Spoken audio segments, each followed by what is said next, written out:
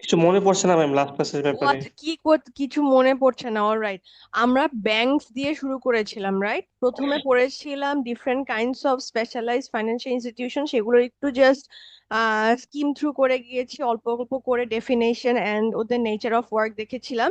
And then last ক্লাসে আমরা একদম ব্যাংকের কি কাজ, টাইপস অফ ব্যাংক, সেটা শুরু করেছিলাম। এই টাইপস অফ ব্যাংকস এরই আরো কয়েকটা ক্লাসিফিকেশন আমাদের বাকি ছিল, সেটা আজকে দেখাবো। এন্ড দেন ব্রডার সেন্সে ব্যাংকের ফাংশনস এন্ড অবজেক্টিভস গুলো কি, সেটা দিয়ে আজকে শুরু করব। Okay ma'am.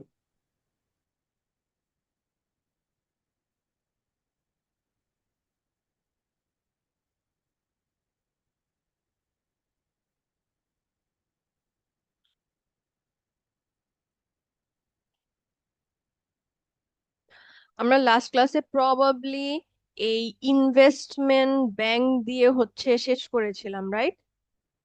ইনভেস্টমেন্ট ব্যাংক আমরা দেখেছিলাম। আজকে আমাদের শুরু হবে কোঅপারেটিভ ব্যাংকস দিয়ে।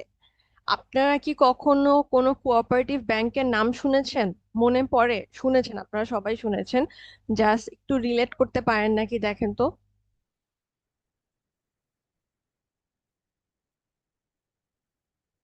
আপনারা কি সমিতির কথা শুনেছেন? Yes ma'am. জি ম্যাম। সমিতি জিনিসটা আসলে কি? What purpose does it serve?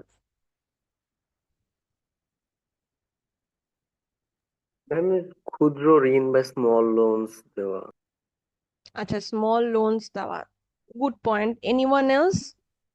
মানে ম্যাম মেম্বারদের কাছ মেকানিজমটা থেকে কিভাবে কাজ করে, হ্যাঁ বলুন নাফিস। মেম্বারদের কাছ থেকে একটা ডিপোজিট নিয়ে এন্ড দেন হয়তো একটা সার্টেন টাইম পরে তারা যদি মানে যে মেম্বার হয়তো টাকা তুলতে চাইলে তাদেরকে ব্যাক দেয় বা এমন কিছু একটা।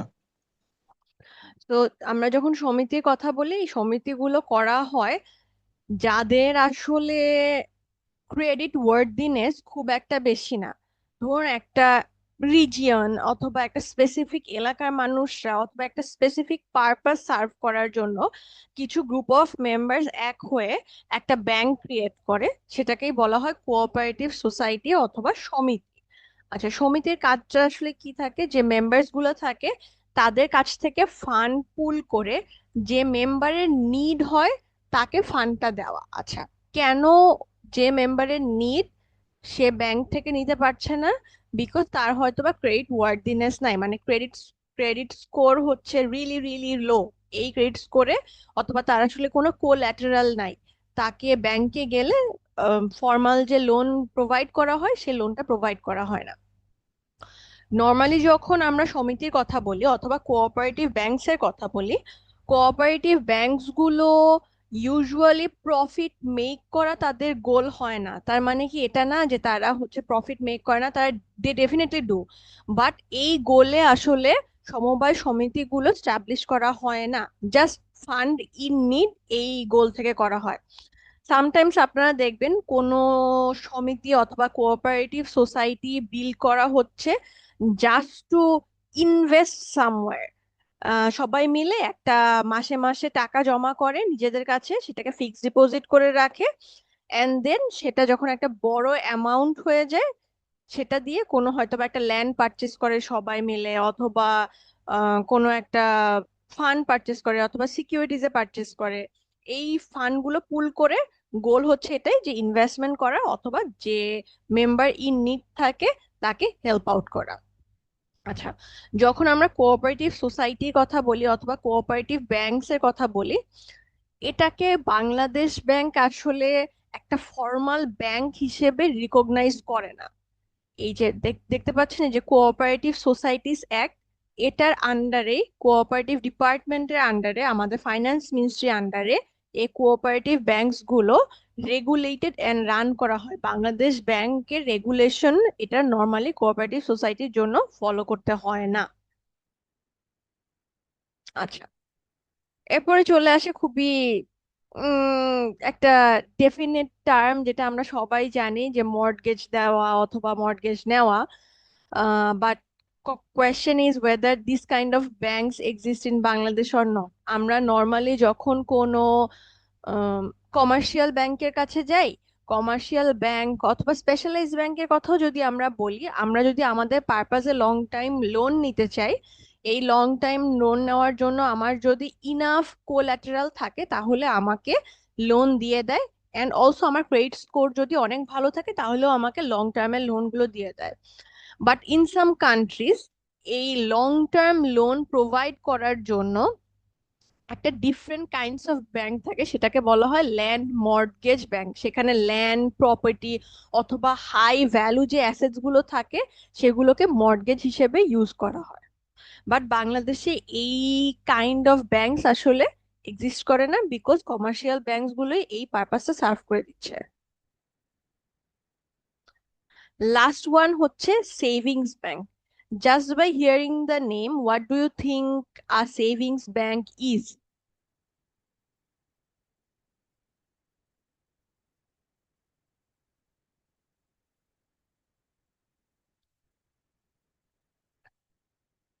আচ্ছা, সেভিংস ব্যাংকস গুলো ইউজুয়ালি হাউস হোল্ডস এর অল্প মানি সেভ করতে ফাংশন করে। ফর এক্সাম্পল, আমাদের যে এই যে পোস্ট অফিস আছে, পোস্ট অফিসের কি থাকে, আপনারা সঞ্চয়পত্রের কথা শুনেছেন না?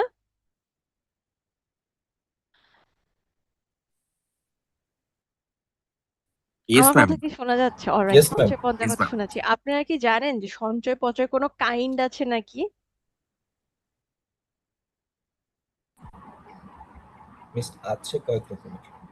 হ্যাঁ, থ্যাংক ইউ। সঞ্চয়পত্রেরও আবার ডিফারেন্ট ডিফারেন্ট কাইন্ডস আছে। কিছু সঞ্চয়পত্র আছে পেনশনের স্কিম বলে, কিছু 3 মান্থ, 6 মান্থস, 1 ইয়ার অথবা 1 to 10 ইয়ার্স পর্যন্ত এরকম রাখা যায়। তো এগুলো আপনি নর্মালি 5,000 টাকা অথবা 2,000 টাকা দিয়েও সঞ্চয়পত্র পারচেজ করতে পারবেন।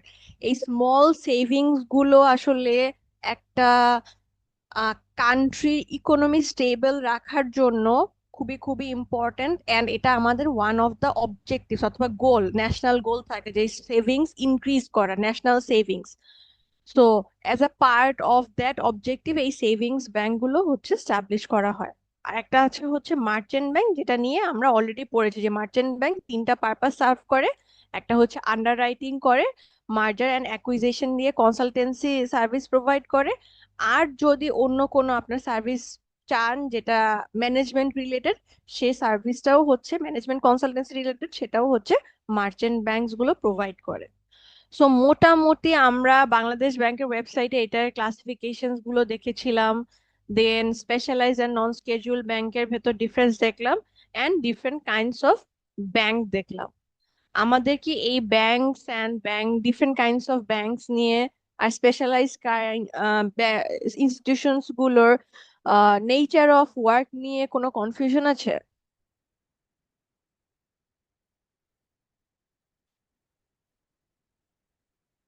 Alright, if not, I think No, আমরা miss. নতুন একটু পড়া শুরু করতে পারি।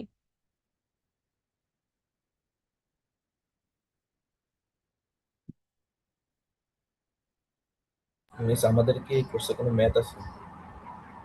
ম্যাথ আছে। Sajedul, alright, rest of the class বলেন।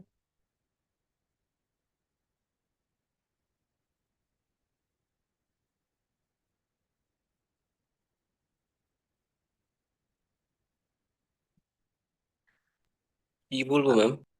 আহ, এই কোর্সে কি কোনো ম্যাথ আছে? ইয়েস ম্যাম, আছে ম্যাম। আছে ম্যাম। হ্যাঁ, বলেন পিয়াল কতটুকু ম্যাথ, কত মার্কসের ম্যাথ, এন্ড পিয়াল এন্ড আমি তোর নাম ভুলে গেলাম, নাহিদ। ম্যাম বলেছিলেন ম্যাম 35 to 40 ম্যাম, এরকম বা কমও হতে পারে একটু। ইয়েস, সাজিদুল শুনতে পেয়েছি। Yes miss. অলরাইট,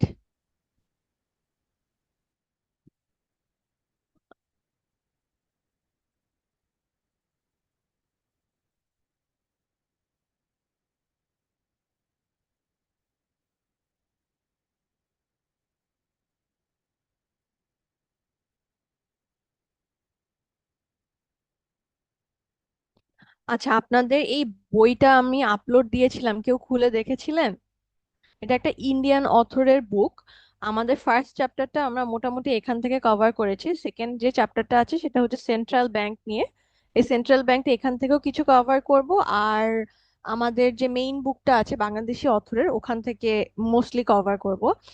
এই বই থেকে ফার্স্ট চ্যাপ্টারের পর আর খুব একটা বেশি কথাবার্তা বলা হবে না। আমি আপনাদেরকে বলেছিলাম যে বাংলাদেশি অথরের কেসি, না নামটা ভুলে গেলাম আমি নিজেই।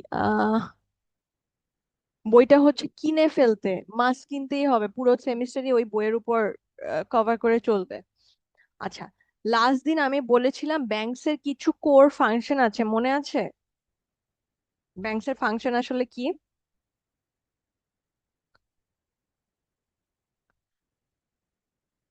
এনিওয়ান জাস্ট একটা দুইটা ফাংশন বলেন, তাও আমি বুঝবো যে আমার পড়া একদম বৃথা যাচ্ছে না, পড়ানো। লোন হচ্ছে ইস্যু করা, আর একটা হচ্ছে হ্যাঁ, ওই ইনভেস্টমেন্ট এই ধরনের। আচ্ছা, থ্যাংক ইউ। লোন ইস্যু করা, ডিপোজিট করা, এই সবকিছুই হচ্ছে ব্যাংকের কাজ, ফাংশন। এই বইটাতে আপনারা দেখবেন কমার্শিয়াল ব্যাংকের ফাংশনস গুলোকে আর একটু ব্রডার সেন্সে ডিভাইড করা হয়েছে। কিছু হচ্ছে প্রাইমারি ফাংশন আর কিছু হচ্ছে সেকেন্ডারি ফাংশন। এই প্রাইমারি ফাংশনের ভেতরেও আবার কিছু ক্লাসিফিকেশন আছে। এই পুরোটাই আজকে আমাদের ডিসকাশনের মেইন থিম আর মেইন পয়েন্ট।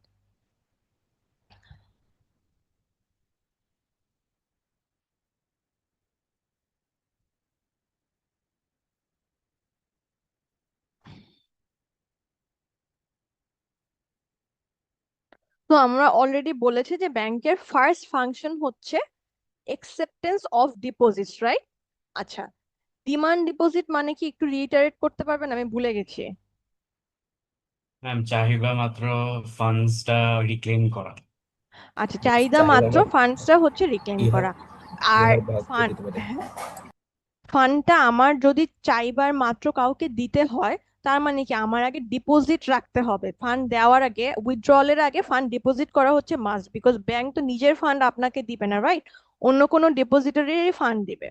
তো ব্যাংকের একদম প্রাইমারি ফার্স্ট ওয়ার্ক হচ্ছে ডিপোজিট একসেপ্ট করা। ডিপোজিটও আবার ডিফারেন্ট কাইন্ডস এর আছে। আচ্ছা, ফার্স্ট ওয়ান হচ্ছে কারেন্ট ডিপোজিট। কারেন্ট ডিপোজিট হচ্ছে আমাদের বেসিক্যালি একটা কারেন্ট অ্যাকাউন্ট থাকে, যে কোনো সময় এখানে মানি ডিপোজিট করা যায়, মানি উইথড্রল করা যায়।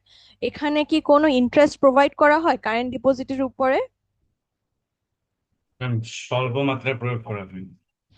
ইউজুয়ালি কারেন্ট ডিপোজিটস এর উপরে কখনোই মানে কোনো আপনার ইন্টারেস্ট প্রোভাইড করা হয় না, অথবা করলেও এত নেগলিজিবল অ্যামাউন্ট। মানে আমাদের হচ্ছে বছর শেষে বিকাশ থেকে একটা মেসেজ আসে না যে এত টাকা ইন্টারেস্ট আপনি পেয়েছেন আপনার হোল ইয়ারের ট্রানজাকশনের উপরে, হয়তো বা আপনার কিছু মানি ছিল অ্যাকাউন্টে 10-12 দিনের জন্য অথবা 2 দিনের জন্য 3 দিনের জন্য, ওটা ধরে বিকাশও একটা আপনাকে ইন্টারেস্ট দেয়। সো যে ইন্টারেস্টটা দেয় সেটা হচ্ছে নেগলিজিবল অ্যামাউন্ট।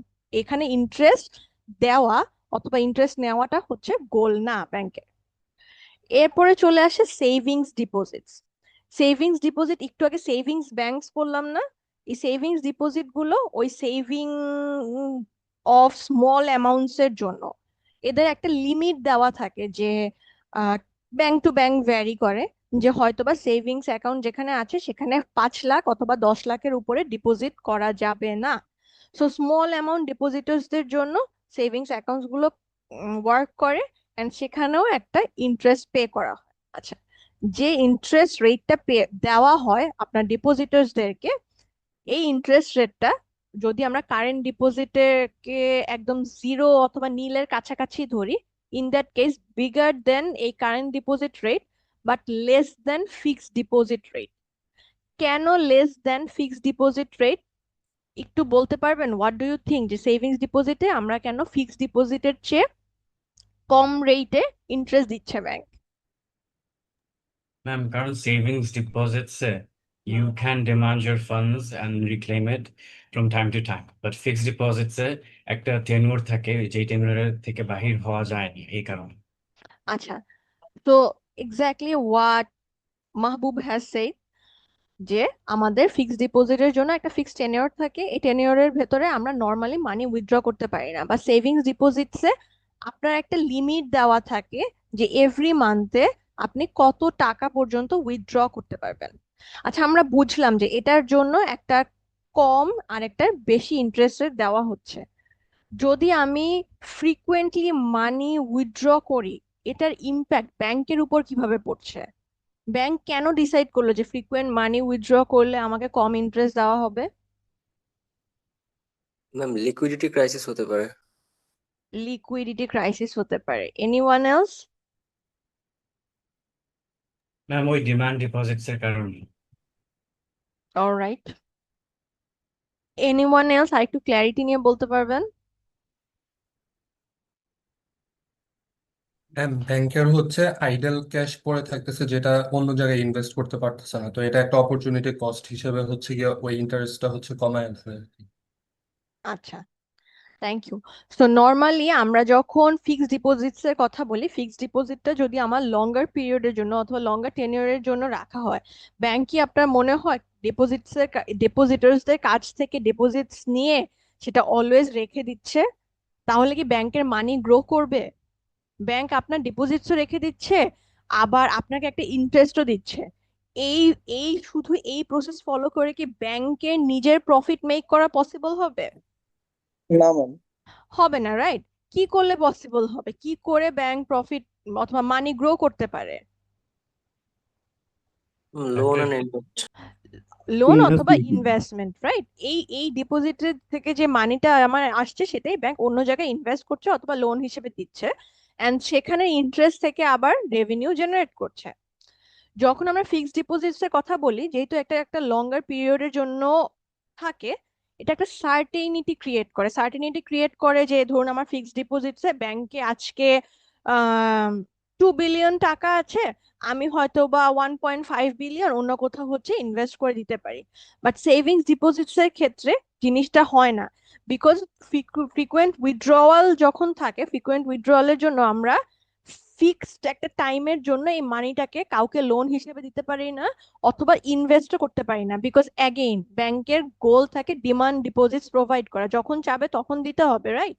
তো যদি আমি এই সেভিং ডিপোজিটস থেকে যে ডিপোজিটসটা আমি গ্যাদার করছি সেটা অন্য কোনো ব্যাংকে, অন্য কোনো ইনভেস্টমেন্টে, অন্য কোনো কাউকে লোন হিসেবে লঙ্গার পিরিয়ডের জন্য দেই, তাহলে আমার সেভিং ডিপোজিটার্সরা যখন মানি উইথড্র করতে আসছে আমার ব্যাংকে, তখন আমি প্রপারলি ইন টাইম মানি দিতে পারবো না।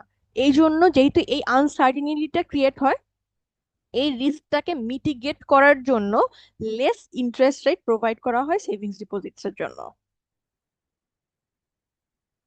আচ্ছা, সো আমাদের ফার্স্ট ফাংশন ছিল হচ্ছে অ্যাকসেপ্টেন্স অফ ডিপোজিটস, রাইট? আমাদের সেকেন্ড ফাংশন হচ্ছে অ্যাডভান্সিং লোন।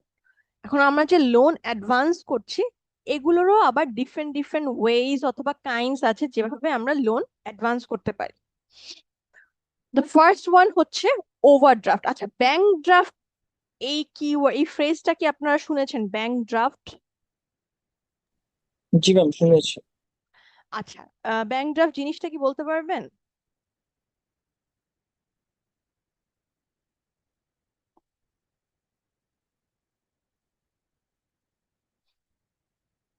তো ব্যাংক ড্রাফট হচ্ছে বেসিক্যালি ব্যাংক গ্যারান্টি প্রোভাইড করা কোনো একটা অ্যাকাউন্টের এগেইনস্টে। আচ্ছা, যখন ব্যাংক ওভারড্রাফটের কথা বলছি, আমরা জানি এভরি বিজনেসের রান করার জন্য একটা ব্যাংক অ্যাকাউন্ট থাকতে হয়, রাইট? ব্যাংক অ্যাকাউন্ট ছাড়া কি কোনো বিজনেসের রান করা পসিবল হয়? আপনি বলতে পারেন যে বিজনেসগুলো ইন্ডিভিজুয়াল অ্যাকাউন্টস দিয়ে রান করে, স্পেশালি যারা অনলাইন বিজনেস করে, but apart from those kind of businesses, most of the বিজনেসেরই একটা ব্যাংক অ্যাকাউন্ট থাকতে হয়, বিকজ ইন্টারমিডিয়ারি ছাড়া আসলে আপনার বিজনেসের নামে ব্যাংক অ্যাকাউন্ট ছাড়া বিজনেস রান করা পসিবল না, স্পেশালি বাংলাদেশে খুব রেয়ার কেসে পসিবল। আচ্ছা, সো নর্মালি আমি যখন একটা ব্যাংকে আমার সব ডিপোজিটস করছি, আবার সেখান থেকেই মানি উইথড্র করে আমার প্রোডাক্ট পারচেস করছি, আবার ডিপোজিটস করছি, দেখা গেল একটা ব্যাংকে আমার কারেন্ট অ্যাকাউন্টে মান্থলি ট্রানজ্যাকশন হচ্ছে হয়তোবা 50 লাখ টাকার, জাস্ট ট্রানজ্যাকশন হচ্ছে, ডিপোজিটের কথা আমি বলছি না। আচ্ছা, সাডেনলি আমার বিজনেসের একটা মেশিন কাইন্ড অফ নষ্ট হয়ে গেল, আমার এখন নিউ মেশিন পারচেস করতে হবে। এই নিউ মেশিন পারচেস করার জন্য আমার 80 লাখ টাকা দরকার, বাট আমার অ্যাকাউন্টে আছে আসলে টোটাল 20 লাখ অথবা 30 লাখ টাকা, বাট আমি মান্থলি 50 লাখ টাকার ট্রানজ্যাকশন করছি ওই ব্যাংকে, এন্ড ইয়ারলি ট্রানজ্যাকশন হচ্ছে ইন ক্রোর্স হবে, রাইট? আচ্ছা, তো ব্যাংক কি করে, যেহেতু you have been a loyal customer of bank, bank আপনাকে নিজের অ্যাকাউন্টের এগেইনস্টে যত টাকা নাই তার বেশি টাকা উইথড্র করতে দেয়। মানে আপনার মেশিনটা পারচেস করার জন্য দরকার 80 লাখ টাকা, আপনার অ্যাকাউন্টে আছে 40 লাখ টাকা, মানে ডাবল দ্য অ্যামাউন্ট। এটা not necessarily double, double triple অথবা জাস্ট 0.5, এটা bank to bank, transaction to transaction vary করে। সো ব্যাংক মোর টাকা উইথড্র করতে দেয়। এই যে মোর টাকা উইথড্র করতে দিচ্ছে, এটা কি ওয়ান কাইন্ড অফ লোন না? আপনার লোনের মতো ওরকম আপনার এত পেপার দিতে হয় না, because bank already knows you. Just আপনার অ্যাকাউন্টের ডিটেলস থাকে আর সেখানে একটা বার সেট করে দেওয়া থাকে যে আপনি যদি এই মান্থে চান ওভারড্রাফট করতে, তাহলে হাইয়েস্ট 40 লাখ টাকা ওভারড্রাফট করতে পারেন অথবা 30 লাখ টাকা ওভারড্রাফট করতে পারেন। আপনারা কি বুঝতে পারছেন? Yes, ma'am. অলরাইট, দেন চলে আসে ক্যাশ ক্রেডিট। আমরা যখন ক্যাশ ক্রেডিটের কথা শুনি, আমাদের সবচেয়ে প্রথম মাথায় আসে যে this is the normal kind of loan that we take from banks. This is not that one. Cash credit হচ্ছে ধরুন আপনার একটা লোন দরকার, আপনি কোনো একটা ব্যাংকের কাছে গিয়েছেন। অফকোর্স আপনার যে কোনো লোনই ওভারড্রাফট ছাড়া, মোস্ট অফ দা বড় লোনের জন্য আপনার কোল্যাটারাল দিতে হবে ব্যাংকে, ওভারড্রাফটের জন্য কোনো কোল্যাটারাল দরকার হয় না। আচ্ছা, যখন ক্যাশ ক্রেডিটের কথা বলছি, ধরুন আপনার 50 লাখ টাকা দরকার, আপনি ব্যাংকে একটা আপনার অ্যাপার্টমেন্ট অথবা ল্যান্ড দিয়েছেন কোল্যাটারাল, নো ওয়ারিস। ব্যাংক আপনাকে একেবারে টাকাটা উইথড্র করতে দেয় না। এই 50 লাখ টাকাই আপনাকে একটা অ্যাকাউন্টের কথা বলে দেওয়া হয় যে ঠিক আছে, অমুক অ্যাকাউন্টে আপনার অ্যাকাউন্ট থেকে টাইম টু টাইম এই মানিটা ইন ট্রানচেস ট্রান্সফার করা হবে, তখন আপনি মানিটাকে উইথড্র করতে পারবেন। মানে আমার আজকে 50 লাখ টাকা থাকলে আমি 50 লাখ টাকাই আজকে উইথড্র করতে পারবো না, আজকে হয়তো বা 30 লাখ পারবো, নেক্সট আরেকদিন হচ্ছে রেস্ট অফ দ্য 10 লাখ অথবা 40 লাখ, এরকম পারবো। একবারে যে অ্যামাউন্টের জন্য আমি অ্যাপ্লাই করেছি সেটা পারি না। This is one kind of credit as well. আচ্ছা, আমরা কি বিল অফ এক্সচেঞ্জের কথা শুনেছি? আই এম প্রিটি শিওর আপনারা শুনেছেন। আমিও প্রবাবলি আমার কর্পোরেট ল যেহেতু বেশি পড়াই নাই না, আপনাদের বিল অফ এক্সচেঞ্জ আমি ডিসকাস করি নাই, বাট বিজনেস লতে করার কথা। Bill of exchange, letter of credit. Yes, ma'am, করেছি। বলুন, bill of exchange and letter of credit জিনিসটা কি? ম্যাম, বিল অফ এক্সচেঞ্জ হচ্ছে একটা রিটেন আর আনকন্ডিশনাল অর্ডার যেটা ক্রেডিটর ক্রিয়েট করে, আর এটা হচ্ছে একটা ডেবিটরের প্রতি আর কি ডিরেক্ট করে। আচ্ছা, আর letter of credit? Ma'am, letter of credit একটু মনে আসছে। It's alright, anyone else? Miss, letter of credit হচ্ছে যে যখন আমরা আউটসাইড ট্রানজাকশন করি, মানে অর্ডার ইম্পোর্ট এক্সপোর্টের ক্ষেত্রে, তখন হচ্ছে ব্যাংক গ্যারান্টর হিসেবে কাজ করে একটা ডকুমেন্টস দেয় যে ও আমাদের হয়ে পেমেন্ট করে দিবে, অথবা বিদেশের ব্যাংকটা গ্যারান্টি হিসেবে দেয় যে সে ওই বায়ারের হয়ে পেমেন্ট করে দিবে। এই ডকুমেন্টসটা হচ্ছে letter of credit. Thank you, both of you are correct. So আমরা এলসি বলি না যে ব্যাংকে এলসি খুলতে হবে, দেখবেন স্পেশালি ব্যাংকার্স এর ভেতরে এটা খুবই একটা ফ্রিকোয়েন্ট টার্ম যে ব্যাংকে এলসি খুলতে হবে। এলসি হচ্ছে letter of credit. Letter of ক্রেডিটে ব্যাংক আপনাকে গ্যারান্টি দিচ্ছে। কাকে গ্যারান্টি দিচ্ছে? আমি যার কাছ থেকে প্রোডাক্টটা পারচেস করছি তাকে। আমি প্রোডাক্ট ধরুন আমি ইম্পোর্টার, আমাকে একজন এক্সপোর্টার এক্সপোর্ট করছেন হচ্ছে মিডল ইস্ট থেকে। আপনার কি মনে হয় প্রোডাক্ট আমার ডকে আসার আগে আমি তাকে টাকা দিয়ে দিব? নো। কিসের বেসিসে দিব? হোয়াট ইফ সে আসলে যে প্রোডাক্ট আমি পারচেস করেছি সেই প্রোডাক্ট গুলো না পাঠায়? হোয়াট ইফ প্রোডাক্ট গুলো হচ্ছে ফল্টি প্রোডাক্ট হয়, তখন কি হবে? তো আমি কি করি, এক্সপোর্টারও আমার কাছে, আমি যেমন এক্সপোর্টারের উপর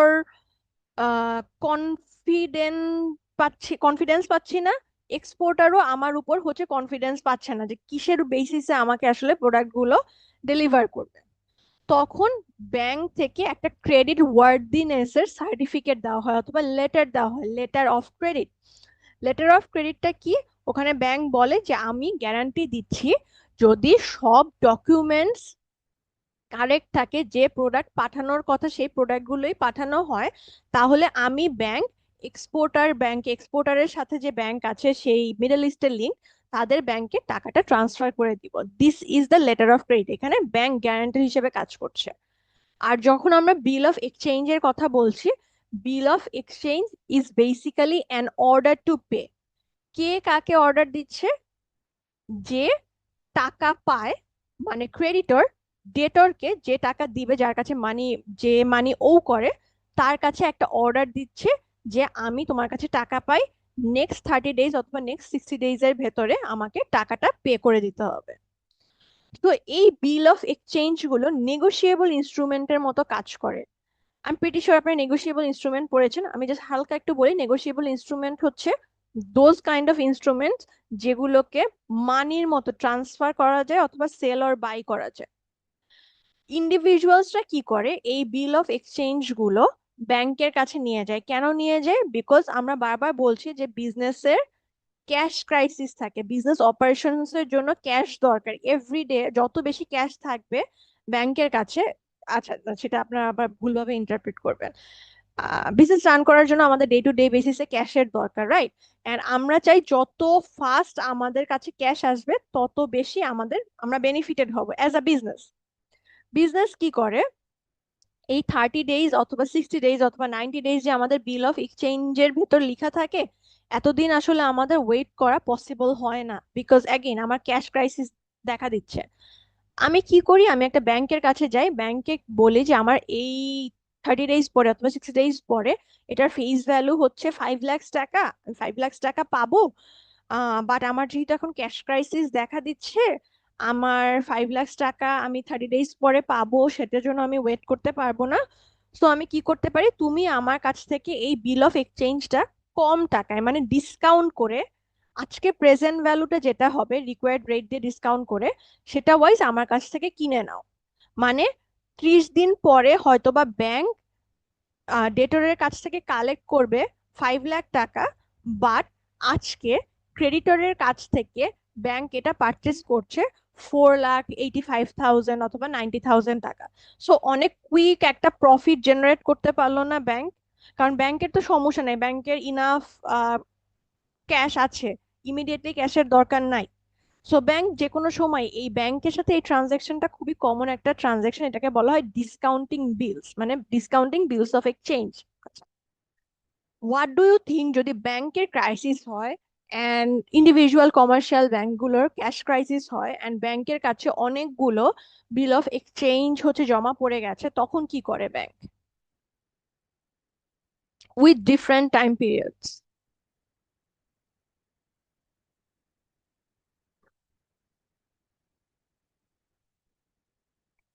মিস যাদের থেকে কিনছে তাদেরকে আবার কল করে। যাদের থেকে কিনেছে তাদের থেকে কল করে। Alright, very good suggestion. Anyone else?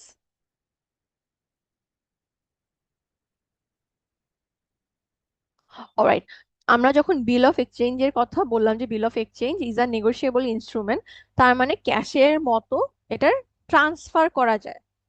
আমি যদি আমার 5 লাখ টাকা ফাতিনের কাছে ট্রান্সফার করে দেই, আমার ক্যাশের 5 লাখ টাকার ওনার কে হবে, আমি নাকি ফাতিন?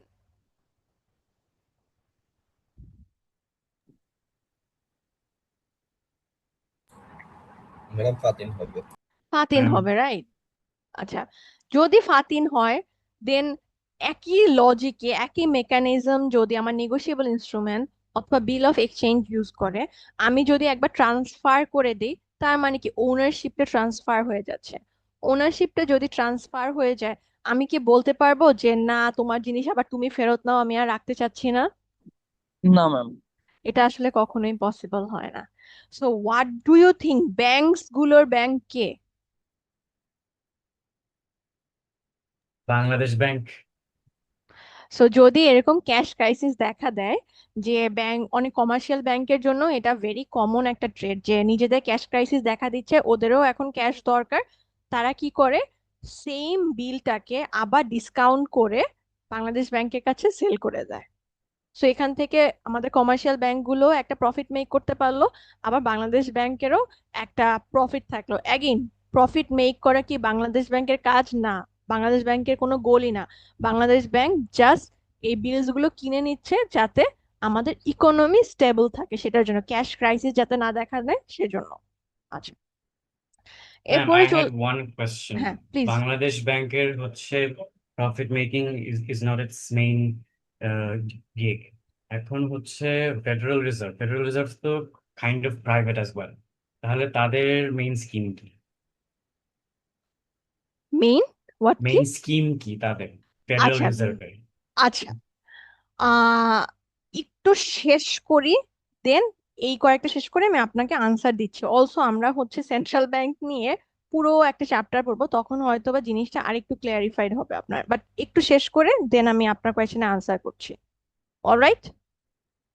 Alright ma'am. অলরাইট, এরপর চলে আসে মানি অ্যাট কল। আচ্ছা, মানি অ্যাট কল শুনে আপনাদের কি মনে হচ্ছে, এটা কি হতে পারে, যে কল দিয়ে মানি আনা?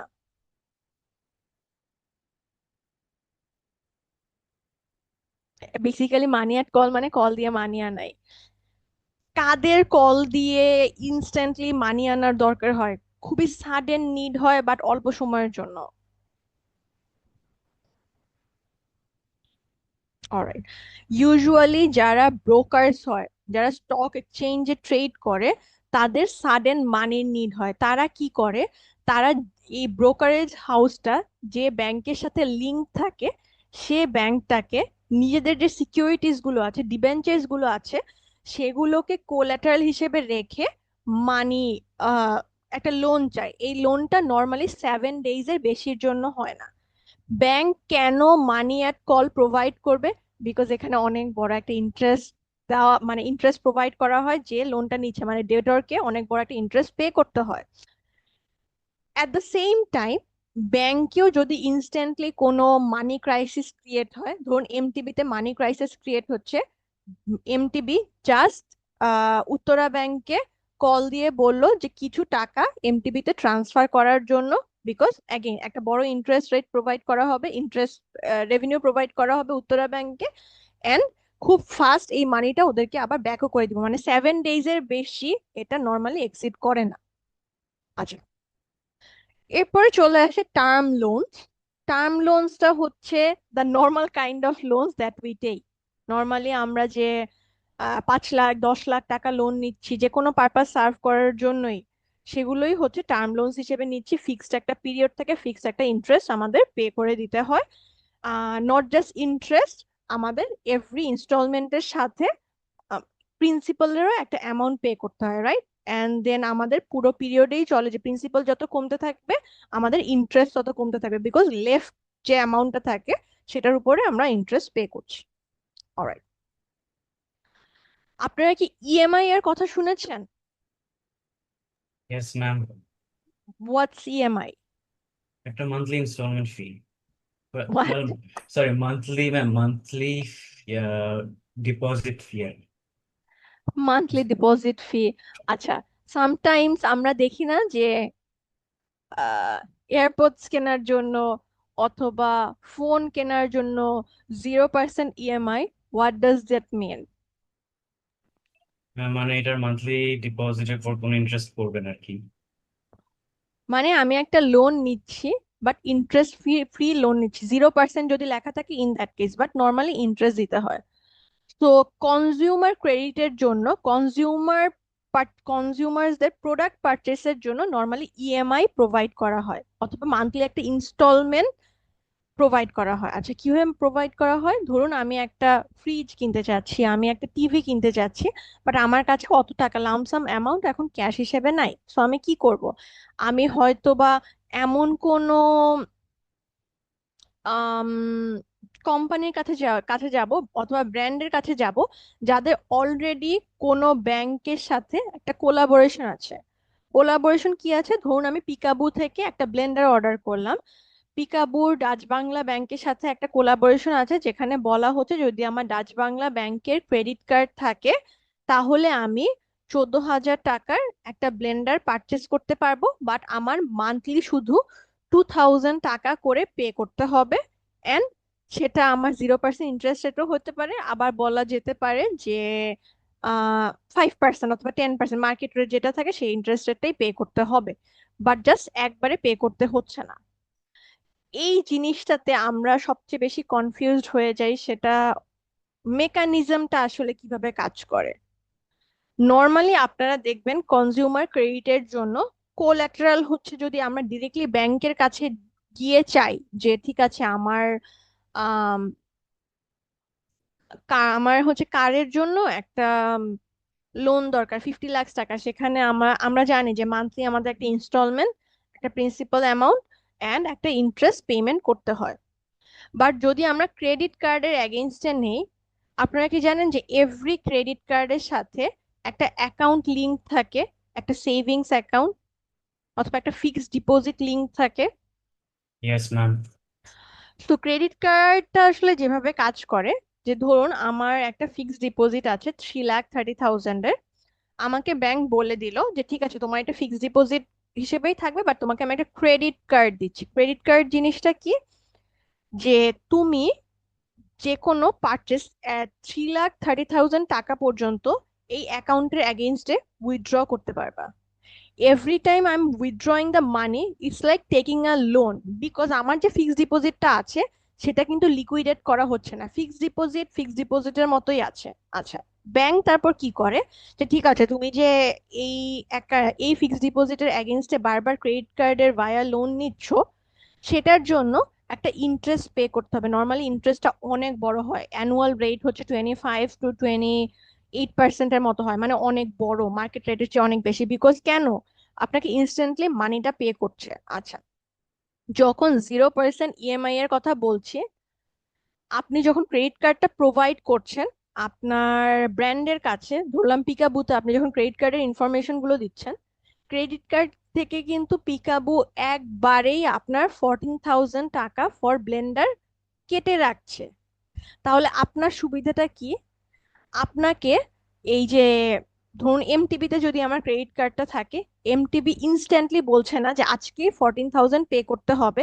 যেহেতু এমটিবির সাথে পিকাবুর একটা কোলাবোরেশন আছে, আপনি এভরি মান্থ একটা ছোট ছোট অ্যামাউন্ট ইনস্টলমেন্টে পে করে দিতে পারবেন। আর যদি 0% ইএমআই থাকে, ইন দ্যাট কেস এই যে বললাম না ক্রেডিট কার্ডের ইন্টারেস্ট রেট অনেক বেশি থাকে, অ্যানুয়াল 25% to 28%-এর মতো ইন্টারেস্ট দিতে হয় annually. In that case 0% EMI এর ক্ষেত্রে আপনার জাস্ট ইনস্টলমেন্টটা পে করতে হয়, কোনো ইন্টারেস্ট পে করতে হয় না। আমি কি ক্রেডিট কার্ডের মেকানিজমটা বুঝাতে পেরেছি? Yes miss. অলরাইট, এই এই এখানে অনেকগুলো লোনস এর কথা আমি এক্সপ্লেইন করলাম। এছাড়া আসলে খুব বেশি একটা কাইন্ডস অফ লোনস নাই। এগুলো দেখবেন যেগুলোই আসে না কেন সেগুলো অলরেডি যেগুলো ডেসক্রাইব করেছি এগুলোরই সাম কাইন্ডস। আচ্ছা, আরেকটা ক্রেডিট আছে যেটা ইউজুয়ালি বাংলাদেশে দেওয়া হয় বাট খুব বেশি একটা পপুলার না, এটাকে বলা হয় packing credit. What do you think a packing credit is? What does packing mean? Packing, And bundle কোনো কিছু packaging, bundle. আচ্ছা, হ্যাঁ, and then আরেকটু যদি আমরা রুট বের করতে চাই যে what kind of credit that would be? What purpose does it serve?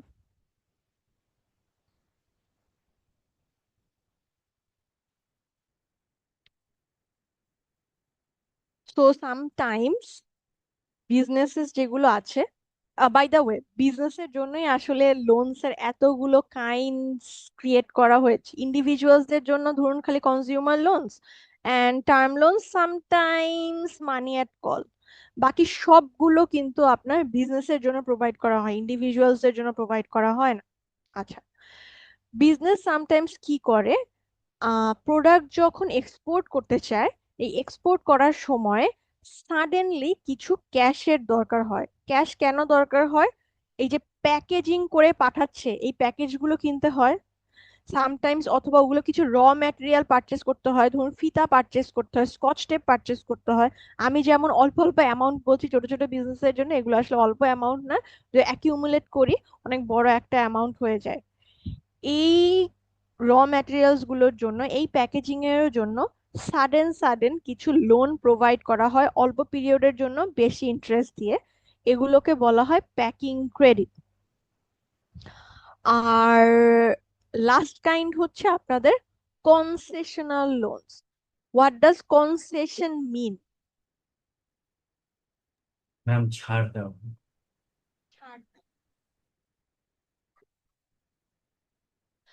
So আমরা যে স্পেশালাইজড ব্যাংকের কথা পড়েছিলাম মনে আছে? জি। Specialized bank, what purpose does it serve? Special communities বা পিছিয়ে যাওয়া কমিউনিটিজ কে হেল্প করার স্পেশাল ক্ষেত্রে। কমিউনিটিসদের ডিরেক্টেড কিছু লোন প্রোভাইড করা, এন্ড ইউজুয়ালি এগুলোকে একটা একটা রিডিউসড রেটে লোন পে করা হয় না? ইয়েস ম্যাম, ডিসকাউন্ট এটার রেটে পে কথাই করা হয়। বলেছে যে হ্যাঁ, একটা কনসেশনাল রেট, যখন কোনো একটা পার্টিকুলার গোল আমরা রিচ করার জন্য নর্মাল যে মার্কেট ইন্টারেস্ট রেট আছে তার চেয়ে লেসার রেটে একটা লোন প্রোভাইড করছি, সেটাকেই বলা হয় কনসেশনাল লোন, স্পেশালি যেগুলো আমরা স্পেশালাইজড ব্যাংকস গুলোকে প্রোভাইড করছি। আমরা এই দুটো ফাংশন নিয়ে clear, acceptance of deposits and advancing loans and এগুলোর kinds.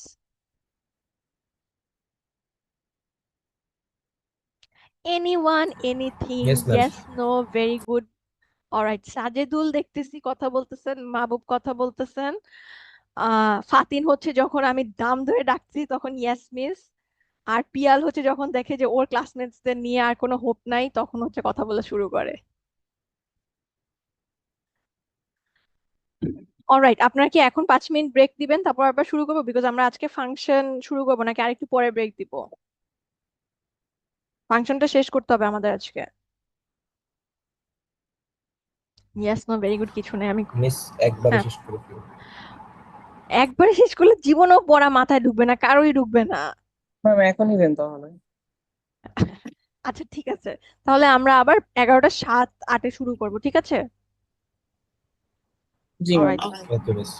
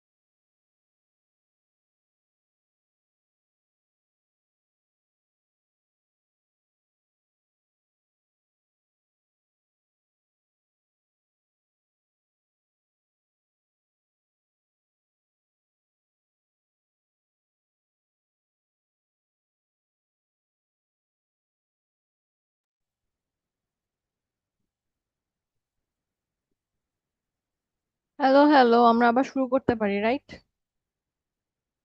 Yes miss. Yes, ma'am.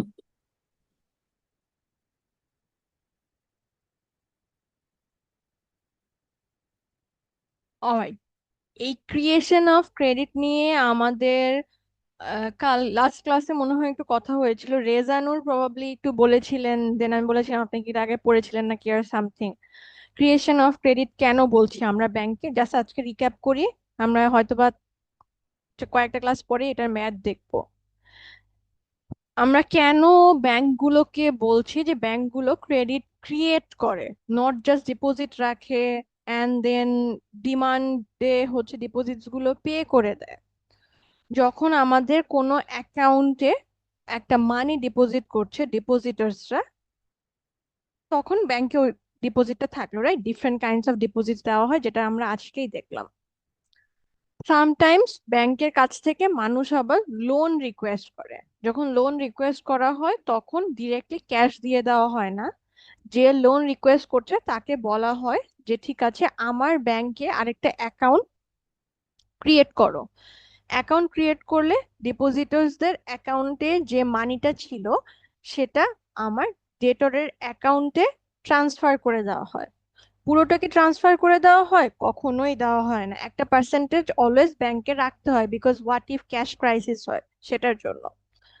যখন ট্রান্সফার করে দেওয়া হয় তার মানে একজন মানুষ যার পারচেসিং ক্যাপাসিটি ছিল না, আপনি তাকে পারচেসিং ক্যাপাসিটি পে করছেন, আপনি নতুন করে ক্রিয়েট করে দিচ্ছেন তাকে। আমি অ্যাজ এন ইন্ডিভিজুয়াল আমার সেভিংস অ্যাকাউন্টে 5 লাখ টাকা ডিপোজিট করছি। আমার সেভিংস অ্যাকাউন্টে কিন্তু 5 লাখ টাকাই আছে। আমি সেই 5 লাখ টাকা থেকে আবার 4,50,000 টাকা নিয়ে আরেকজন ডেটর যে ব্যাংকের কাছ থেকে লোন চাচ্ছে তাকে দিয়ে দিচ্ছি। মানে কি 4,50,000 টাকার আমি ক্যাপাসিটি ক্রিয়েট করছি ইকোনমিতে। সো আমি যদি ইকোনমিতে ক্যালকুলেট করতে চাই যে লোন দেওয়ার আগে, ধরলাম যেখানে জাস্ট একটাই ডিপোজিটর আছে, একটাই ব্যাংক আছে, এই ইকোনমিতে জাস্ট একটা মানুষ থাকে এন্ড তার একটা সেভিংস আছে। ইন দ্যাট কেস ডিপোজিট করার সময় এই ইকোনমিতে মানি ছিল 5 লাখ টাকা। যখন লোন দেওয়া হলো আরেকটা ইন্ডিভিজুয়ালকে, ধরলাম দুটো ইন্ডিভিজুয়াল আছে, আরেকটা ইন্ডিভিজুয়ালকে যখন 4,50,000 টাকা লোন দেওয়া হলো, তখন ইকোনমিতে মানি হয়ে গেল 9,50,000 টাকা। এটা কি মেক সেন্স করছে আপনাদের জন্য?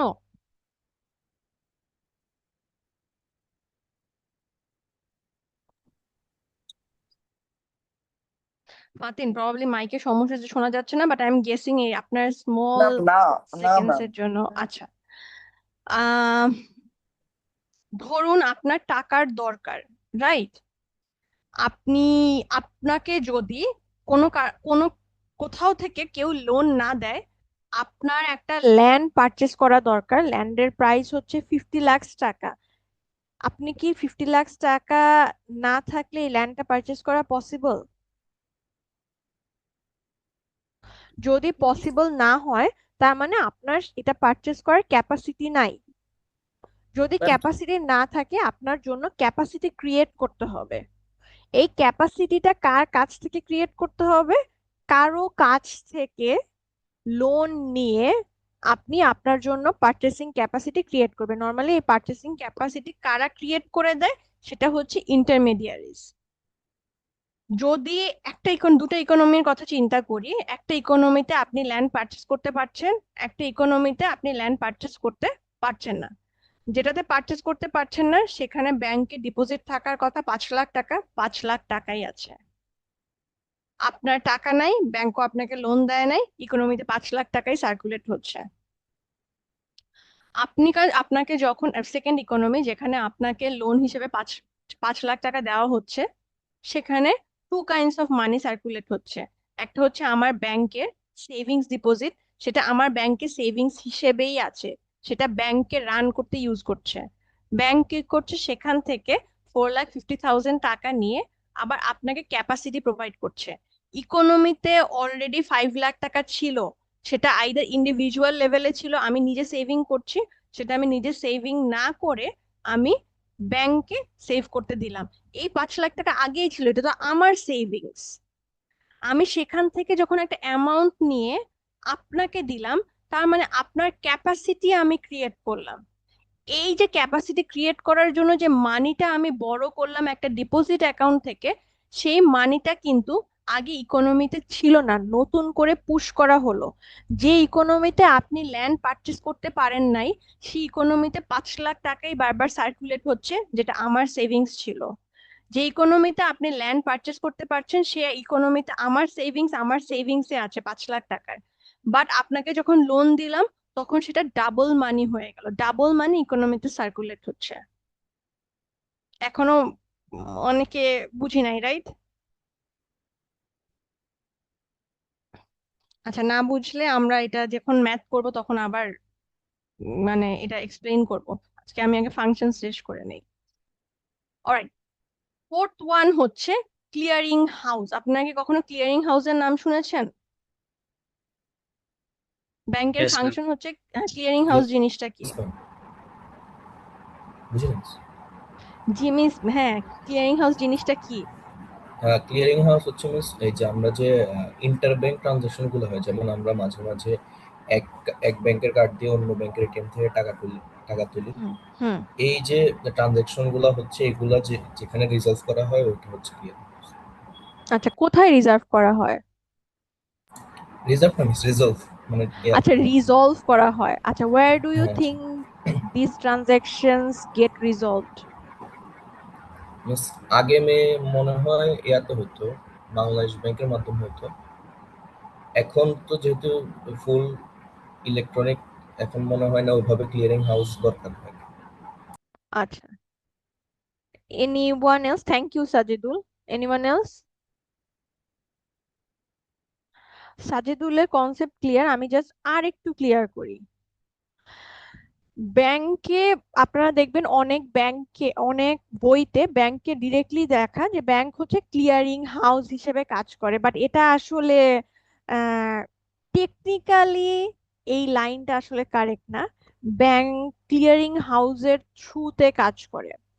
ফর এক্সাম্পল ধরুন, আমরা সিটি ব্যাংকের ডেবিট কার্ড, আমি ডাচ বাংলা ব্যাংকের এটিএম থেকে মানি উইথড্র করতে পারি না সিটি ব্যাংকের ডেবিট কার্ড দিয়ে? পারি। আবার সামটাইমস আমি এইচএসবিসি তে গিয়ে এসসিবির চেক জমা দিচ্ছি না? পারি। সো তাহলে ইন্টার ব্যাংকে কিভাবে এই ইস্যুগুলো, এই চেক গুলো, এই উইথড্রয়াল গুলো রিজলভ করে যখন এক ব্যাংকের টাকা আমি আরেক ব্যাংক থেকে উঠাচ্ছি? আচ্ছা, আপনারা কি জানেন বাংলাদেশে সেন্ট্রাল ব্যাংকের কোনো ব্রাঞ্চ আছে নাকি?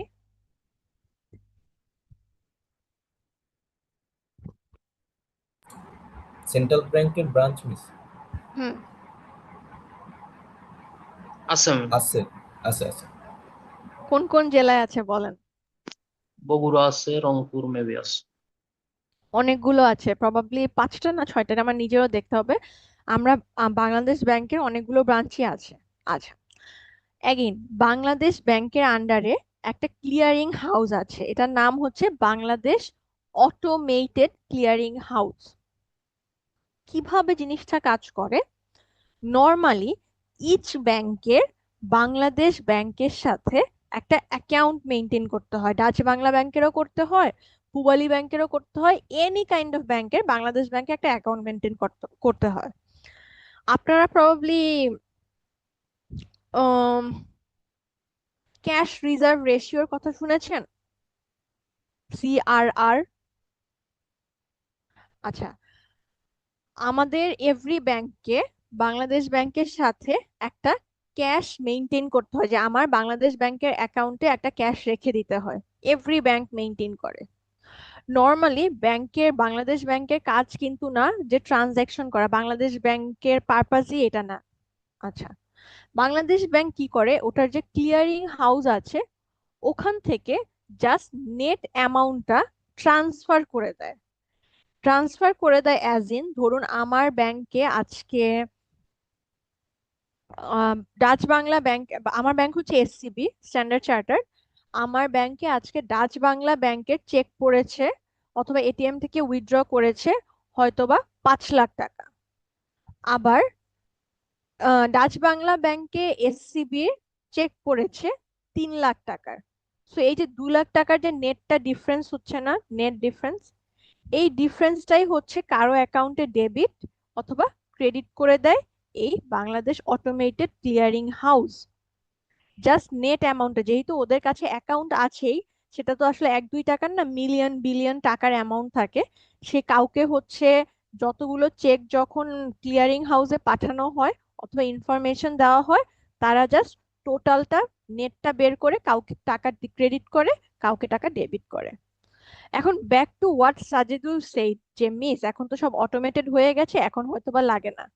এই যে অটোমেশন হয়েছে, এই অটোমেশনের যে এই অ্যাগেন নেটটা যে ট্রান্সফার করা হয়, অনলাইনেই করা হয়, সেটা বাংলাদেশ অটোমেটেড ক্লিয়ারিং হাউসই করে। অ্যাগেন বাংলাদেশ ব্যাংক কখনোই ক্লিয়ারিং হাউস হিসেবে কাজ করে না, কাজ করে হচ্ছে বাংলাদেশ অটোমেটেড ক্লিয়ারিং হাউস।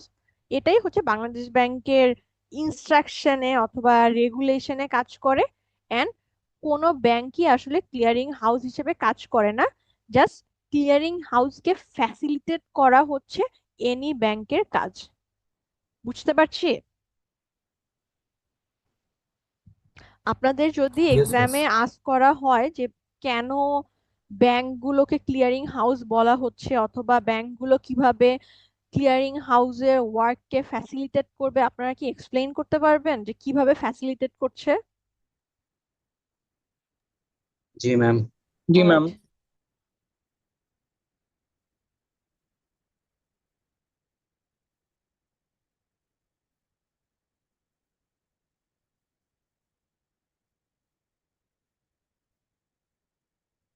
আচ্ছা, আমরা এতক্ষণ ফাংশনস দেখলাম হচ্ছে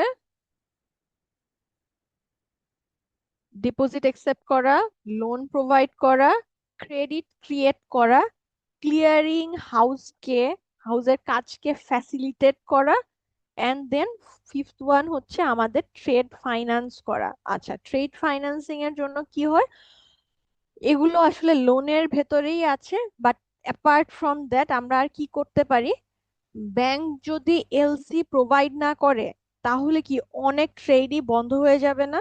লেটার অফ ক্রেডিট যদি প্রোভাইড না করতে পারে, বিকজ আমার এক্সপোর্টার একটা গ্যারান্টি চাচ্ছে আমার জন্য, আমি যে ইম্পোর্ট করতে চাচ্ছি, এক্সপোর্টার আমাকে চেনে না, আমি জাস্ট একটা অনলাইন অর্ডার করেছি, অনেক টাকার অর্ডার হলেও কিসের বেসিসে একটা প্রোডাক্ট আমার কান্ট্রিতে আমার নামে ট্রান্সফার করা হবে অথবা ডেলিভার করা হবে, এই যে গ্যারান্টিটা দিচ্ছে সেটা হচ্ছে ব্যাংক। সো ব্যাংককে আমরা বলতেই পারি যে ট্রেড ফাইন্যান্স করে। এন্ড দেন ট্রেড আরো কিভাবে ফাইন্যান্স করে, আমরা জানি যে বিজনেস গুলোর ফ্রিকুয়েন্টলি টাকার দরকার হয়, সো এই যে বিলস গুলো ডিসকাউন্ট করে দেওয়া, which is bill of exchange, এটা করেও ব্যাংকগুলো আসলে ট্রেডকে ফ্যাসিলিটেট করছে। আচ্ছা, প্রাইমারি রেসপন্সিবিলিটি অথবা ফাংশনস এর মধ্যে একদম লাস্ট ফাংশন হচ্ছে আমাদের রেমিটেন্স অফ ফান্ড। আমরা রেমিটেন্সের কথা শুনেছি, রাইট? রেমিটেন্স আসলে মিনিংটা কি?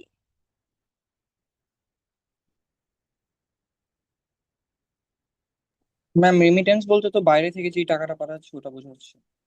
অলরাইট, এটা আমরা, হ্যাঁ, এটা আমরা সবাই ধরে নিই যে রেমিটেন্স মানে হচ্ছে বাইরে থেকে যে টাকাটা পাঠানো হচ্ছে সেটাই।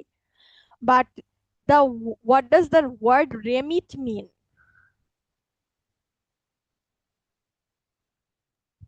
ফেরত পাঠানো। ফেরত পাঠানো অথবা ট্রান্সফার করা, শিফট করা, এটাকে বলা হয় রেমিট অথবা রেমিটেন্স। আচ্ছা, সো আমরা যখন বলি যে বাইরে থেকে টাকা শিফট করা হচ্ছে, বাইরে থেকে ট্রান্সফার করা হচ্ছে, সেটাই হচ্ছে রেমিটেন্স। তো ব্যাংকের অনেক বড় একটা বেনিফিট যেটা আমাদেরকে প্রোভাইড করে সেটা হচ্ছে এক জায়গা থেকে আরেক জায়গায় মানি ট্রান্সফার করা। আগে কি হতো, আমাদের মানি অর্ডার করতে হতো, এখনো কিছু আর্কাইক হচ্ছে গভর্নমেন্ট এক্সামের জন্য আমাদের এখনো আহ আমাদের কি জানি এটাকে বলে, পোস্ট অফিসে যে হচ্ছে মানি ট্রান্সফার করতে হয়। বাট অ্যাপার্ট ফ্রম দ্যাট আমরা এখন সিকিউরলি মানি ট্রান্সফার করতে পারছি, রাইট? আমি ঢাকায় থেকে যদি এমটিবির কোনো একটা ব্যাংকে মানি ডিপোজিট করি, আমি বরিশালে গিয়ে এমটিবির অন্য কোনো ব্রাঞ্চ থেকে এই মানিটা উইথড্র করতে পারছি অথবা এটিএম থেকে পাচ্ছি। আমার অলওয়েজ অলওয়েজ অলওয়েজ আমার মানিটা ক্যারি করা হচ্ছে না, ক্যারি করতে হচ্ছে না। অথবা আমার হয়ে ব্যাংক কাউকে একটা ব্যাংক ড্রাফট মানে হচ্ছে একটা গ্যারান্টি দিয়ে দিচ্ছে যে না আমার অ্যাকাউন্টে আসলেই এই টাকাটা আছে, অথবা আমার হয়ে ব্যাংক কাউকে টাকাটা ট্রান্সফার করে দিচ্ছে। এই সব কিছুই আসলে ব্যাংকের প্রাইমারি ফাংশনস এর মধ্যে পড়ে। সো প্রাইমারি ফাংশনস নিয়ে আমাদের কারো কোনো কনফিউশন আছে? আই এম গেসিং নাই।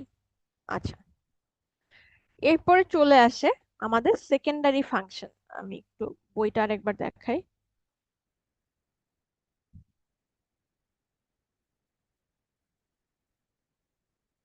এই যে এই পার্টটা নিয়ে, প্রাইমারি ফাংশনের সব পার্ট নিয়ে আমরা কথা বলে ফেলেছি। এখন আমাদের এই সেকেন্ডারি ফাংশনের যে agency service and general utility service সেটা নিয়ে কথা বলবো। তখন দেখবেন এই এজেন্সি সার্ভিসের মধ্যেও আবার different different kinds of agency service আছে, ইউটিলিটির ভেতরেও আছে।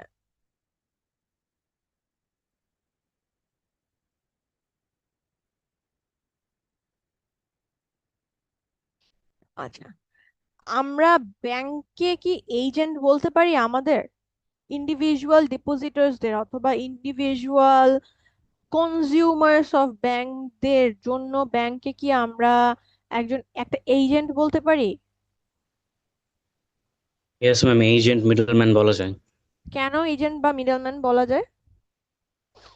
যেহেতু তারা আমাদের ফান্ডসকে ফ্যাসিলিটেট করে, বিভিন্ন সার্ভিসেস প্রোভাইড করে, লোন থেকে শুরু করে অন্যান্য ফিনান্সিয়াল বেনিফিটস।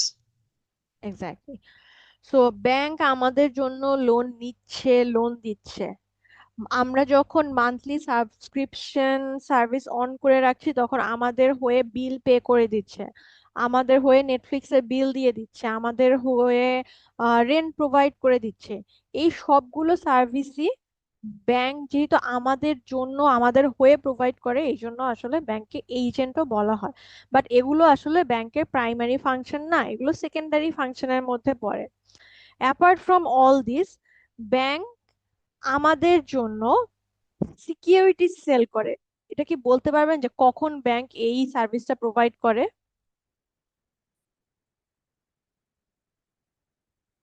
আইপিওর সময় ম্যাম। আইপিও সময় করে, মানে আন্ডাররাইটার্সরা বেসিক্যালি যে কাজটা ম্যাম করে। যখন অ্যাসেট ম্যানেজমেন্ট কোম্পানি হিসেবে থাকে। সরি, আরেকবার ইন্তিসার। ম্যাম এই যখন এএমসি হিসাবে রেজিস্টার্ড থাকে অ্যাসেট একটা সেকশন। ম্যানেজমেন্ট কোম্পানি হিসেবে থাকে, এক্স্যাক্টলি।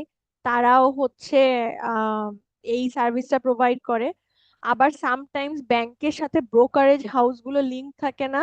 আমরা ফোন দিয়ে আগে আসলে বলতো, এখনো অনেকে বলে যে মানে বুমার্স আঙ্কেলরা যে এই এই শেয়ারটা আজকে সেল করেন অথবা বাই করেন। এই কাজটাও ব্যাংক করে দিচ্ছে না through a book brokerage house. So এটাকেও আমরা একটা ফাংশন হিসেবে ধরে নিতে পারি ব্যাংকের জন্য। এগুলো সবই সেকেন্ডারি ফাংশন, প্রাইমারি ফাংশন না। আচ্ছা, এরপরে চলে আসে আমাদের জেনারেল ইউটিলিটি সার্ভিসেস। এখানে আসলে আপনারা কোনোটাই না বোঝার মতো না, বিকজ লেটার অফ ক্রেডিটস আমরা অলরেডি ডিসকাস করে ফেলেছি। এভরি ব্যাংকের হচ্ছে সেফ কিপিং এর জন্য লকার ফ্যাসিলিটি প্রোভাইড করে। আপনি যে ওখানে আপনার গোলস অথবা ভ্যালুয়েবলস রেখে আসতে পারবেন। এছাড়া যখন ন্যাশনাল কোনো ইনফরমেশনের দরকার হয়, স্পেশালি এই ব্যাংকের থ্রুতে কত টাকা ট্রানজাকশন হচ্ছে মান্থলি, ইয়ারলি, এই ইনফরমেশন বাংলাদেশ ব্যাংককে প্রোভাইড করা, সেটাও হচ্ছে এই ইউটিলিটি সার্ভিসেস এর মধ্যে পড়ে ফর ব্যাংকস। এখানে একটা জিনিস, যে জিনিস আমি বলতে ভুলে গিয়েছি, সেটা হচ্ছে আপনারা কি উইলস এর কথা শুনেছেন? উইলস অথবা ট্রাস্টস। উইল মানেটা কি? What is a will?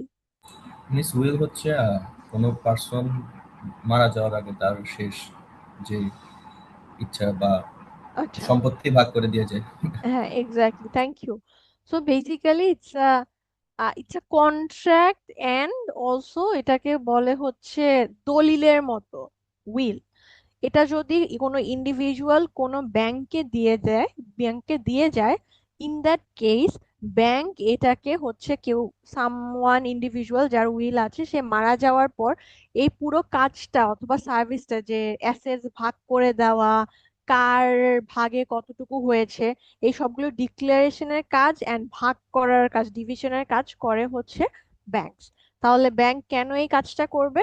Because ব্যাংককে অলরেডি একটা সার্ভিস চার্জ প্রোভাইড করা হয়, সেটার জন্য ব্যাংক এই রেসপন্সিবিলিটি নিয়ে নেয়। So in that case bank again আমাদের জন্য এজেন্ট হিসেবে কাজ করছে।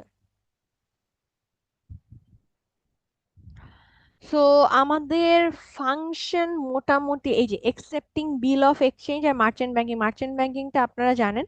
একসেপ্টিং বিল অফ এক্সচেঞ্জ দিয়ে কি বোঝায় আপনাদের কি মনে হয়? আমি বললাম যে bill of exchange and letter of ক্রেডিটের মধ্যে ডিফারেন্স হচ্ছে বিল অফ এক্সচেঞ্জটা কে প্রোভাইড করছে, it is an order to pay. কে কাকে দিচ্ছে? যে আপনাকে প্রোডাক্ট প্রোভাইড করছে সে অর্ডার দিচ্ছে যে প্রোডাক্টটা নিচ্ছে তাকে, রাইট? আর লেটার অফ ক্রেডিট হচ্ছে ব্যাংকের গ্যারান্টি। তাহলে ব্যাংক কিভাবে বিল অফ এক্সচেঞ্জ হচ্ছে একসেপ্ট করতে পারে? What does this line mean? আমি ডিসকাউন্টিং এর কথা বলেছি, this is not discounting.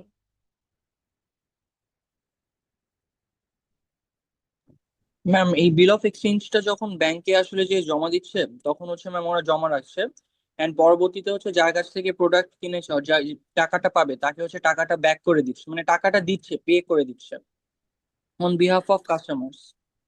Thank you Fatin. Again sometimes bill of এক্সচেঞ্জের জন্য ব্যাংক গ্যারান্টর হিসেবে কাজ করছে, বাট ব্যাংক গ্যারান্টর হিসেবে কাজ করা কি বিল অফ এক্সচেঞ্জের প্রাইমারি কাজ? না, ব্যাংক নর্মালি থাকে না। বাট যদি if the circumstances needs it, then bank sometimes bill of এক্সচেঞ্জের জন্য গ্যারান্টি প্রোভাইড করে, অথবা এই যে গ্যারান্টর হয়ে টাকাটা ট্রান্সফার করে দেয়। এখন আই এম গেসিং আপনাদের ব্যাংকের ফাংশন নিয়ে কোনো কনফিউশন নাই। I would really really hope so যে আসলে নাই। আম, আপনাদের রেজাল্ট তো এখনো দেয় নাই, দিয়েছে? No ma'am. No, No, ma'am. Alright, no result হয়তো বা দিবে। আম, কয়েকটা জিনিস একটু আমি বলি। সেটা হচ্ছে রেজাল্ট আপনাদের যে খুব খারাপ হয়েছে বা খুব ভালো হয়েছে এরকম না, মানে অ্যাভারেজ সবসময় যেরকম হয় সেরকমই হয়েছে। জাস্ট কয়েকটা জিনিস আমার দেখে মনে হয়েছে। মিডের সময় আমাদের কোয়েশ্চেন গুলো ছিল মার কাট কাট, রাইট? যে এরকম কেস বেসিসে সব, আর ফাইনালসেও কেস ছিল, বাট ওগুলো ছিল মোর কর্পোরেট ল এর কেস। এই সিচুয়েশনে এটা হলে কি হবে, এটা না হলে কি হবে। সো ঠিক আছে, আমি বসিয়ে দিলাম, 5 মার্কস ছিল, খুবই ইজি মানে মার্কস আনা। যখন আমি ফাইন্যান্সের কপি দেখতে গেলাম, আমি বলেছিলাম যে কর্পোরেট গভর্নেন্সে একটু পড়তে হবে and the same goes for this course as well. Corporate law যেমন ম্যাথের মতো টু সাম এক্সটেন্ট কাজ করে, মোর থিওরিটিক্যাল কোর্সগুলো যে কর্পোরেট গভর্নেন্স পার্টটা, অথবা এখন এই যে accounting for specialised institution, apart from the math সাইডটা, এরকম এটা কিন্তু থিওরিজ, রাইট? থিওরিজে সাবজেক্টিভ জাজমেন্টেরও ক্রাইটেরিয়া থাকে, অবজেক্টিভ জাজমেন্টেরও কিছু ক্রাইটেরিয়া থাকে। আমরা রুব্রিক সেট করে নেই। যেটা অনেকে করেছেন সেটা হচ্ছে যে এই স্লাইডসে দুইটা কথা লেখা আছে, এর বাইরে আসলে খাতায় কিছু লিখতে পারেন নাই। এই যে আমি এত কিছু বলছি একটা নর্মাল পয়েন্টকে ডিসকাস করার জন্য, একসেপ্টেন্স অফ ডিপোজিট কে বুঝাতেই আমি 10 মিনিটস নিয়ে নিলাম। মিস আর কি পয়েন্টস অ্যাড করলো, আচ্ছা বইয়ে দেখি আর কি পয়েন্টস নিয়ে কথা বলা আছে সেগুলো একটু লিখি, এরকম কিছুই করা হয় নাই। ফর দ্যাট কি হয়েছে যে 10 মার্কসের একটা কোয়েশ্চেন, 10 মার্কসের, স্পেশালি 12 মার্কসের যে কোয়েশ্চেনটা ছিল আপনাদের, সেটা ছিল হচ্ছে আপনাদের কন্ট্রোল মডেল নিয়ে একটা কোয়েশ্চেন ছিল, যে কন্ট্রোল মডেলটা এক্সপ্লেইন করা এন্ড এভরিথিং, কিভাবে ওই সিচুয়েশনের সাথে কোন মডেলটাকে রিলেট করছে। আপনারা অনেকেই যেটা করেছেন, জাস্ট কন্ট্রোল মডেলের ওই সার্কেলটা এঁকে রেখে দিয়েছেন, জাস্ট ওই সার্কেলটার বেসিসে উইদাউট এনি এক্সপ্লানেশন। কি খুব ভালো মার্কস দেওয়া পসিবল হয়? আসলে হয় না। সো অ্যাগেইন আমি আপনাদেরকে রিকোয়েস্ট করবো যে আমি পড়াচ্ছি সেটাও শোনেন, আর বই পড়ার কোনো অল্টারনেটিভ নাই, সেটা যে কোনো কোর্সেরই হোক না কেন। আপনি এতটুকু নলেজ দিয়ে আসলে একটা কোর্সে ভালো করা অনেক কঠিন হয়ে যায়। আই গেস আপনারা বুঝতে পেরেছেন। ফাংশন শেষ, জাস্ট লাস্ট একটা ফাংশন আমাদের বাকি আছে। এটাকে কি আমরা প্রাইমারি ফাংশন বলবো, সেকেন্ডারি ফাংশন বলবো, না কি বলবো, যে fulfilment of socio economic objectives? What does this mean?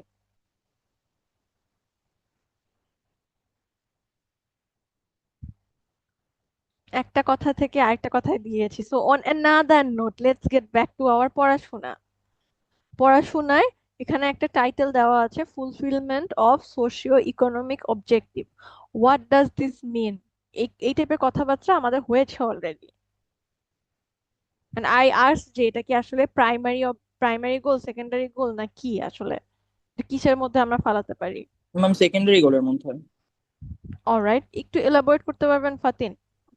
Ma'am bank হিসেবে ম্যাম আসলে মানে সোশিও ইকোনমিক গোলস গুলো হচ্ছে ম্যাম সোসাইটিকে কিভাবে ব্যাক দেওয়া যায় সেইটা, সোসাইটিকে কিভাবে হেল্প করা যায় ইকোনমিক ওয়েতে, তারপরে হচ্ছে ডেভেলপ করার ক্ষেত্রে। সো ম্যাম এটা আসলে প্রাইমারি ফাংশন এই কারণে না, বিকজ দিন শেষে তো ম্যাম লোনস দিচ্ছে আর ডিপোজিট রাখছে, এটাও ওদের primary function. But giving back to the society এটা হচ্ছে ওই পার্সপেক্টিভ থেকে আসলে একটা সেকেন্ডারি গোল হিসেবে আসছে। Alright, thank you. মনে আছে আমি যখন একদম, থ্যাংক ইউ ফাতিন, কাছাকাছি ভালো ঠিকই বলেছেন আসলে, বাট আমি আরেকটু এক্সপ্লেইন করি। আপনাদের যখন একদম আমি ইন্ট্রোডাক্টরি ক্লাসটা নিয়েছিলাম তখন বলেছিলাম না যে ব্যাংক আসলে বাংলাদেশে কোথা থেকে শুরু হলো, কয়টা ব্যাংক স্টাবলিশ করা হলো, এন্ড ব্লা ব্লা ব্লা। প্রথমে ব্যাংকগুলোকে ন্যাশনালাইজ করে ফেলানো হলো। কেন ন্যাশনালাইজ করে ফেলানো হলো? কারণ দেখা যাচ্ছিল যে আমাদের country as a newly independent country অথবা একটা war torn country just a few days ago, যেভাবে একটা কান্ট্রিকে ডেভেলপমেন্ট করা পসিবল, সেটা আসলে এই ডেভেলপমেন্ট অথবা গোলস গুলো অ্যাচিভ করার জন্য ব্যাংকের আসলে কোনো অল্টারনেটিভ নাই।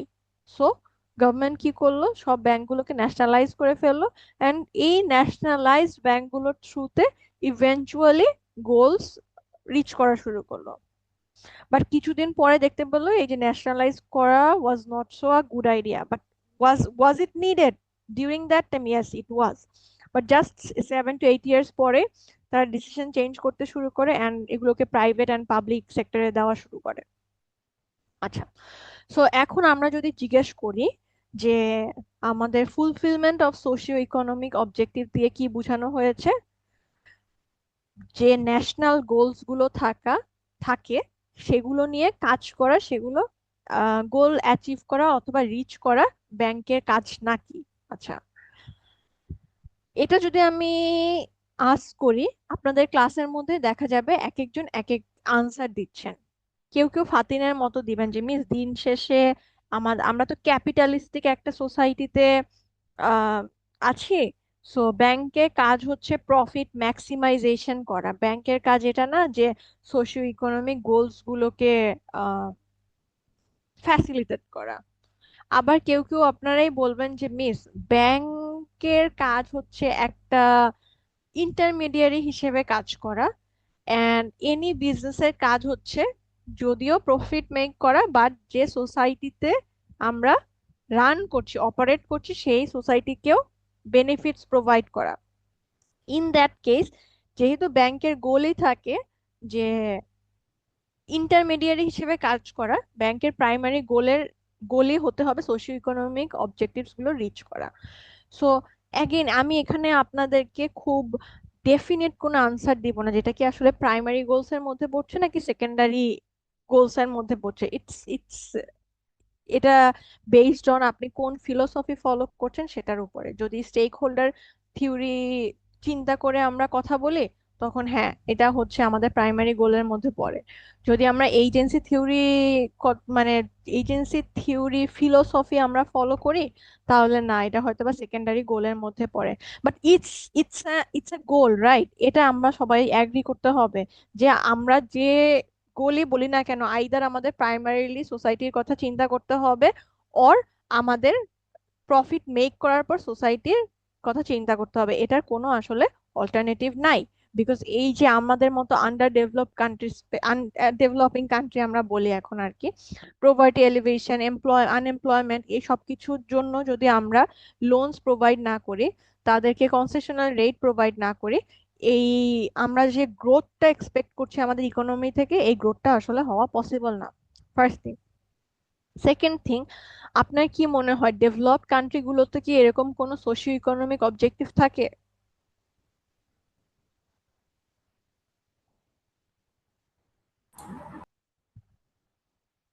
সাজেদুল কিছু বলতে চাচ্ছিলেন? এনিওয়ান, জাস্ট বলেন। সোশিও ইকোনমিক গোল তো সবারই থাকে আসলে। So, so, আমি যদি এখানে বসে বলি যে বাংলাদেশ জাস্ট আন্ডার ডেভেলপড অথবা ডেভেলপিং কান্ট্রি দেখে আমাদের সোশিও ইকোনমিক অবজেক্টিভস আছে, অন্য কান্ট্রিগুলোর নাই, এটা খুবই আসলে একটা ভুল কথা হবে, রাইট? সব কান্ট্রিরই কিছু না কিছু ন্যাশনাল গোলস থাকে। যেমন ধরেন ইউএসএ তে হোমলেসদের জন্য একটা, এই হোমলেসনেস কিভাবে এলিভেট করা যায় সেটা নিয়ে একটা গোল থাকে, সেভাবে ওদের ইন্টারমিডিয়েটসদেরকে কোনো ডিরেকশন দেওয়া হয়, সেভাবে ওদের রেগুলেশনস গুলো ফর্ম করা হচ্ছে, রাইট? সো এই সোশিও ইকোনমিক গোলস গুলো এভরি কান্ট্রিরই থাকে, বাট কান্ট্রির কনটেক্সট অথবা সিচুয়েশন ওয়াইজ গোলগুলো কিভাবে সেট করা হবে এগুলো ডিফার করে। এই বুঝতে পেরেছি এতটুকু? Yes ma'am. Yes, ma'am. Alright, এখন আরেকটা নতুন টপিক শুরু করব, বাট বিফোর দ্যাট আমাকে তাজভি একটা কোয়েশ্চেন আস্ক করেছিলেন, কোয়েশ্চেনটা কি একটু রিপিট করা যাবে?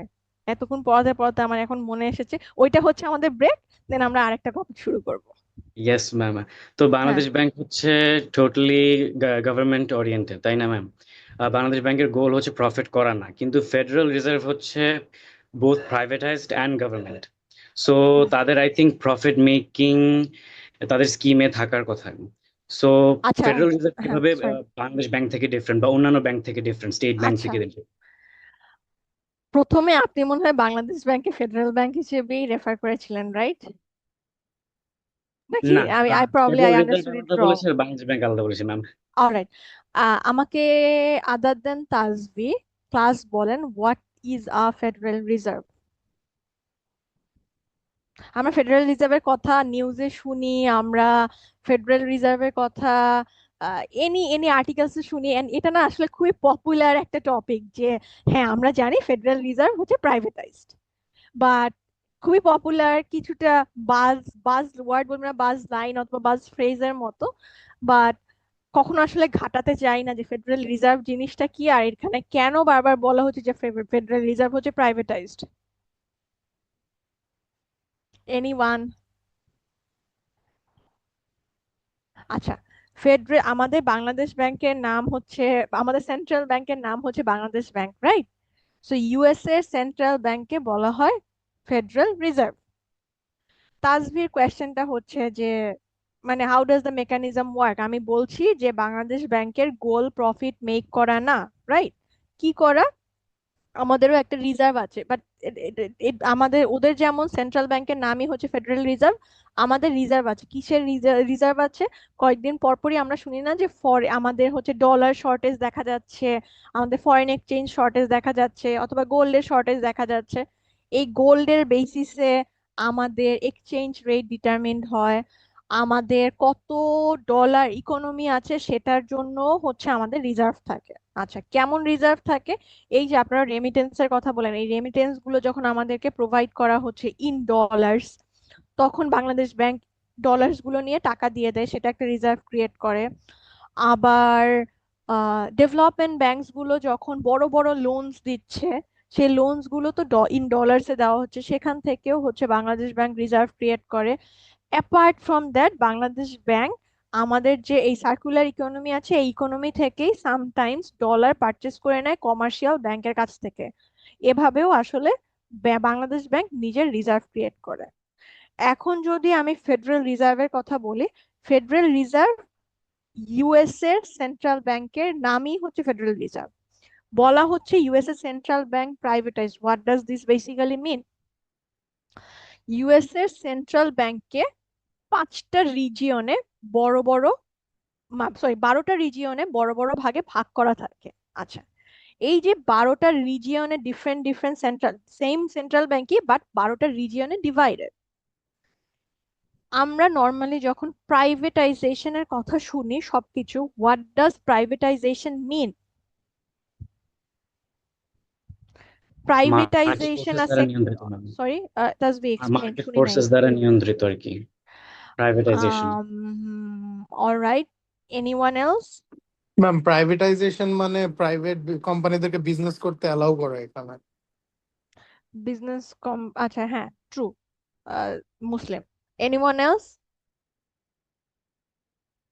শেয়ার হোল্ডার্স থাকবে এন্ড দেন তাদের দিকটাও দেখা লাগবে, এটাই বোঝায় আর কি। থ্যাংক ইউ নাফিস, তাজবি অ্যান্ড মুসলিম। যখন আমি বলছি যে ফেডারেল রিজার্ভটাকে এই 12টা বড় বড় ভাগে ভাগ করে দেওয়া হচ্ছে, এই 12টা রিজিয়নের সবাইকে কমার্শিয়াল কন্ট্রোল দিয়ে দেওয়া হচ্ছে, কমার্শিয়াল ব্যাংকগুলোকে। মানে ধরুন এই 12টা রিজিয়নে ফেডারেল রিজার্ভ আছে, ওই 12টা রিজিয়নে কেউ চাইলে এই ফেডারেল রিজার্ভের শেয়ার পারচেস করতে পারে অথবা স্টক পারচেস করতে পারে, মানে কি শেয়ার হোল্ডার হয়ে যেতে পারে কমার্শিয়াল যে কোনো bank.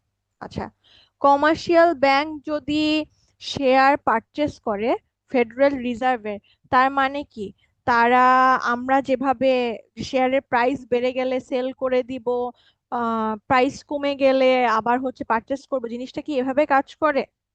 What do you think?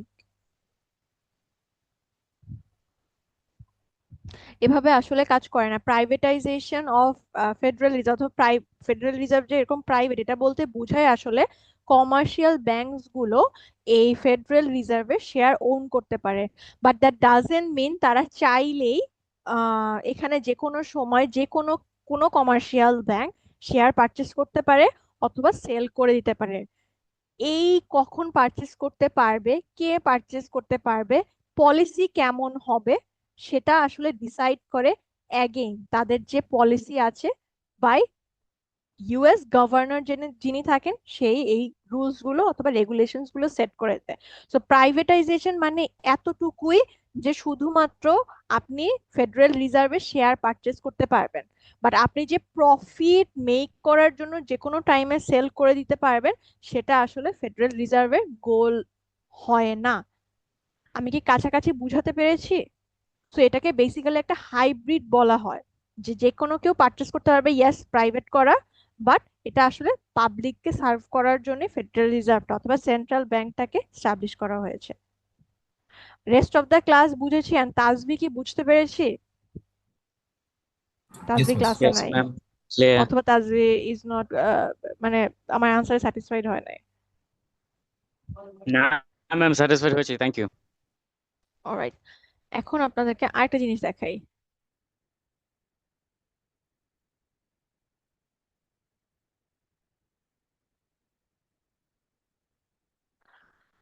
আপনাদের ইনকাম স্টেটমেন্ট এন্ড ব্যালেন্স শিটের স্ট্রাকচার, আই এম গেসিং আপনারা 4th ইয়ার স্টুডেন্ট, ইনশাআল্লাহ সবার মনে আছে রাইট? আমাদের ইনকাম স্টেটমেন্টের ফার্স্ট এলিমেন্টটা কি থাকে? রেভিনিউ। আচ্ছা, রেভিনিউ। এই ধরুন একটা বিজনেস কিভাবে রেভিনিউ জেনারেট করে? By selling their product or service. Alright, so আমরা যখন ব্যাংকের রেভিনিউ কথা বলছি, ব্যাংক কিভাবে রেভিনিউ জেনারেট করে? By lending money to customers, earning interest আর কি। Alright, earning interest or lending money, কোনটা আমাদের revenue? The interest. The interest. আচ্ছা, আর যে লোনটা দিচ্ছি সেটা আমাদের জন্য কি? সেটা তো আমরা আরেকজনের কাছ থেকে নিছি, আবার হুম মানে মেইন টাকাটা তো আমি একজনের কাছ থেকে নিছি। হুম সেটা কি? ব্যাংকের জন্য কি আপনি কিভাবে রেকর্ড করতেন? আহ, ভাবি নাই ম্যাম এখনো। রেস্ট অফ দ্য ক্লাস আমাকে বলেন। মানে মুসলিম হ্যাজ এস্টাবলিশ দ্যাট আমরা ব্যাংক রেভিনিউ জেনারেট করে থ্রু ইন্টারেস্ট। তারপর আমি জিজ্ঞেস করলাম যে তাহলে আপনি যে প্রথমে লোনের কথা বললেন, লোনটা আসলে কি? উনি বললেন যে মিস, লোনটা তো প্রথমে দিয়ে দিলাম, প্রথমে রেভিনিউ বলেছে তারপর উইথড্র করেছে, রেভিনিউ বলে নাই। তারপর বলেছে যে লোনটা তো দিচ্ছে অন্য কারো টাকা নিয়ে। তো আমি বললাম যে কিভাবে এটা রেকর্ড করতে পারি? মুসলিম বলেছেন ভাবি নাই। রেস্ট অফ দ্য ক্লাস এখন ভেবেছেন, আমাকে বলেন যে লোনটা আসলে কি ব্যাংকের জন্য? ইনভেস্টমেন্ট। অলরাইট, একটু এলাবোরেট করেন সাজিদুল। মিস আমরা তো ডিপোজিট নিচ্ছি, তখন এটা হচ্ছে ব্যাংক ক্রেডিট হিসেবে দেখাচ্ছে, মানে তার লায়াবিলিটি।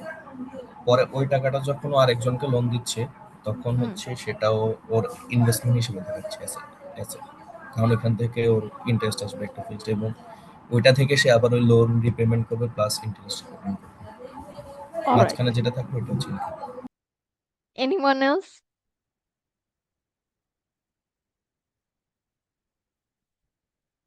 আমরা একটু একটা ব্যাংকের ফাইন্যান্সিয়াল স্টেটমেন্টস দেখি, ঠিক আছে?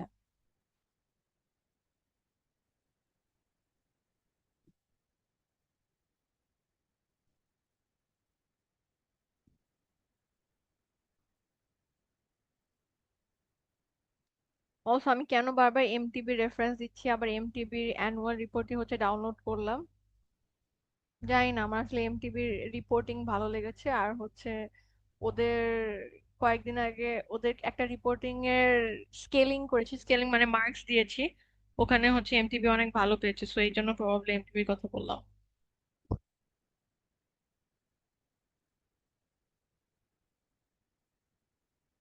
Organisation integrated report, risk management, stakeholder information statement.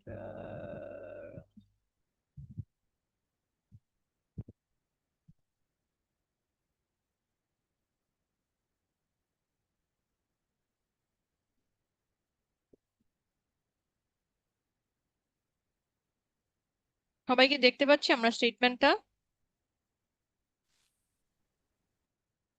Yes Yes, miss, ma'am. দেখতে পাচ্ছি। অলরাইট, এটা কি ইনকাম স্টেটমেন্ট নাকি ব্যালেন্স শিট?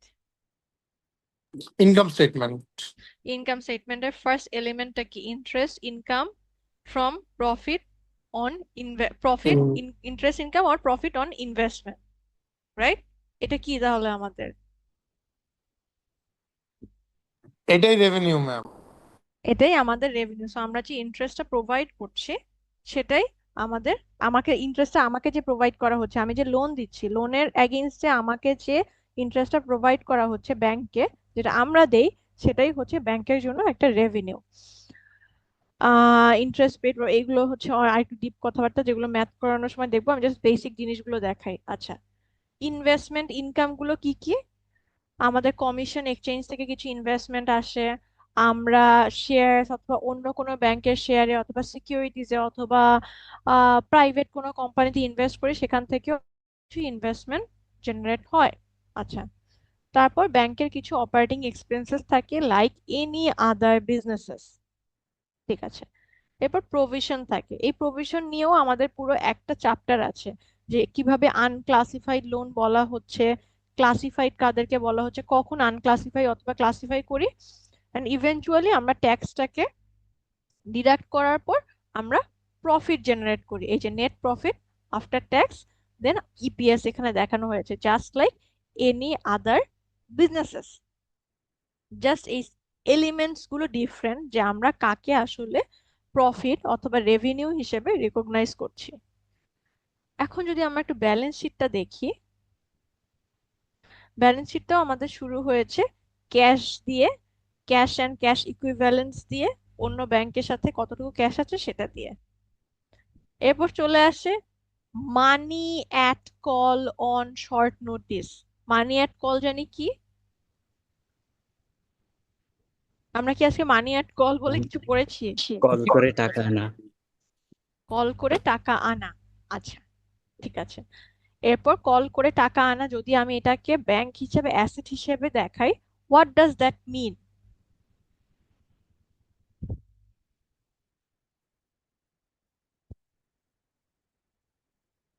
ম্যাম ওইখান থেকে যে রেভিনিউটা জেনারেট হচ্ছে ম্যাম, ওইটাই আসলে ম্যাম এখানে আমরা দিচ্ছি অ্যাসেট পোর্শনে।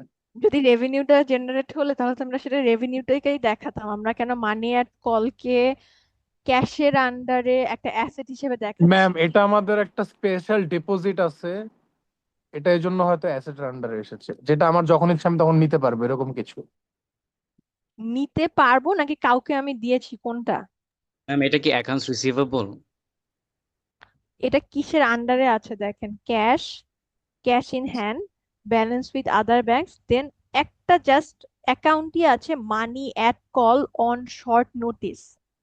ম্যাম এটা এটা কি আমারই টাকা, আমি একজনের কাছে রেখেছি, আমি যখন ইচ্ছা তখন নিতে পারবো, কিন্তু এটা এজন্য আমার অ্যাসেটের আন্ডারে আসবে। এটা কি অ্যাকাউন্টস রিসিভেবল হবে তাহলে? না ম্যাম, এটা অ্যাকাউন্টস রিসিভেবল না। এটা কোনো অ্যাকাউন্টস রিসিভেবল না।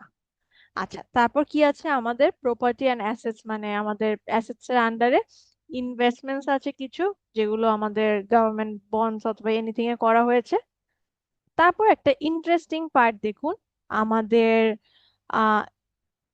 লোনস অ্যান্ড অ্যাডভান্সেস আছে কিছু, সেটাকে আমাদের প্রপার্টি অ্যান্ড অ্যাসেটস এর আন্ডারে দেখানো হচ্ছে যে লোন, ক্যাশ ক্রেডিটস, ওভারড্রাফটস গুলো আমাদের অ্যাসেটস হিসেবে দেখানো হচ্ছে। What does this mean?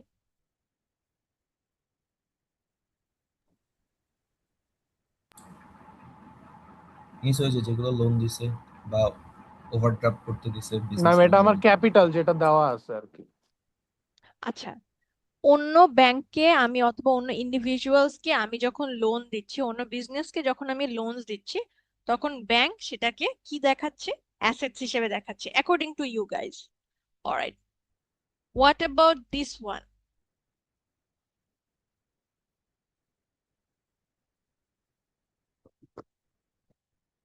এই এলিমেন্টস গুলো ভালো মতো বুঝতে হবে, না হলে ম্যাথসেও ঝামেলা হবে, পরীক্ষায় এক্সপ্লেইন করতেও ঝামেলা হবে যে আসলে ডিফারেন্সটা কি বিজনেসের সাথে আমাদের ব্যাংকের ফাইন্যান্সিয়াল স্টেটমেন্টে।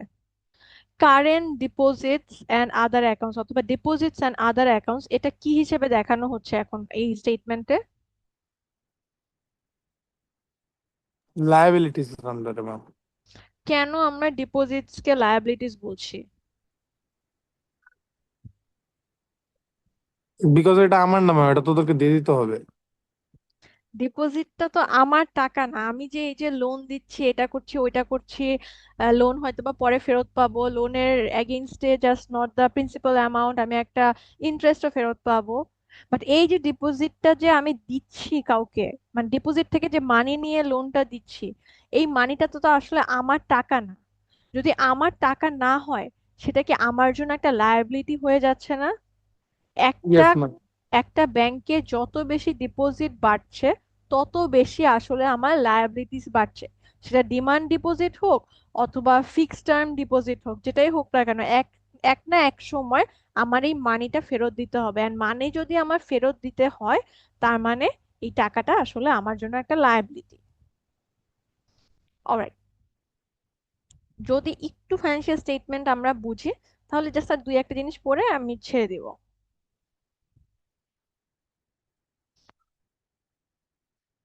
আমরা আজকে কথাবার্তা একটু শুরু করব যে ব্যাংকের আসলে ইনকাম কোথা থেকে জেনারেট হচ্ছে, রাইট? আমরা আজকে যখন একদম স্টেটমেন্টটা খুললাম, ইনকাম স্টেটমেন্টটা, আমাদের ফার্স্টেই ছিল ইন্টারেস্ট ইনকাম, রাইট? ইন্টারেস্ট যখন আমাকে দেওয়া হচ্ছে, সেটা extra money, not just the loan that I offered, আমাকে মোর মানি ফেরত দিচ্ছে। কারা ফেরত দিচ্ছে? আমার যে ডেটরসরা ছিল তারা। সো ব্যাংকের যদি একদম প্রাইমারি সোর্স অফ ইনকাম বলি, প্রাইমারি সোর্স অফ রেভিনিউ বলি, অথবা প্রাইমারি সোর্স অফ প্রোডাক্ট বলি, সেই প্রোডাক্টটা আসলে ইন্টারেস্ট। আমরা লোন দিচ্ছি, লোনের এগেইনস্টে যে ইন্টারেস্টটা পাচ্ছি, সেটাই আমাদের সবচেয়ে বড় ইনকাম। আচ্ছা, এরপরে চলে আসে ইন্টারেস্ট অন ইনভেস্টমেন্ট। আমরা যখন সঞ্চয়পত্রে ইনভেস্ট করি অথবা ট্রেজারি বিলসে ইনভেস্ট করি, অথবা এখন আরেকটা গ্রিন বন্ড এসেছে, সূচক, সূচক না শুভ, সূচক, আপনাদের কি মনে আছে এটার নাম কি, যে বা গভর্নমেন্ট ইস্যুড গ্রিন বন্ড, সূচক, শুভ, সামথিং, এগুলোর যখন আমরা ইনভেস্ট করি, সেটার এগেইনস্টে আমাদের কি একটা ইন্টারেস্ট দেওয়া হচ্ছে না? মিস সুকুক আই গেস। সুকুক, সুকুক, ইয়েস, থ্যাংক ইউ রুবায়েত, আমি আমি জাস্ট মাথায় আনতে পারতেছিলাম না, থ্যাংক ইউ। সো এগুলোর জন্য আমাকে কি আবার ইন্টারেস্ট পে করা হচ্ছে না? অথবা আমি যখন বন্ডস পারচেস করছি, আমি যখন ডিবেঞ্চার্স পারচেস করছি, আপনাদেরকে মনে আছে যে ডিবেঞ্চার্স এন্ড বন্ডস এর ভেতর ডিফারেন্সটা কি?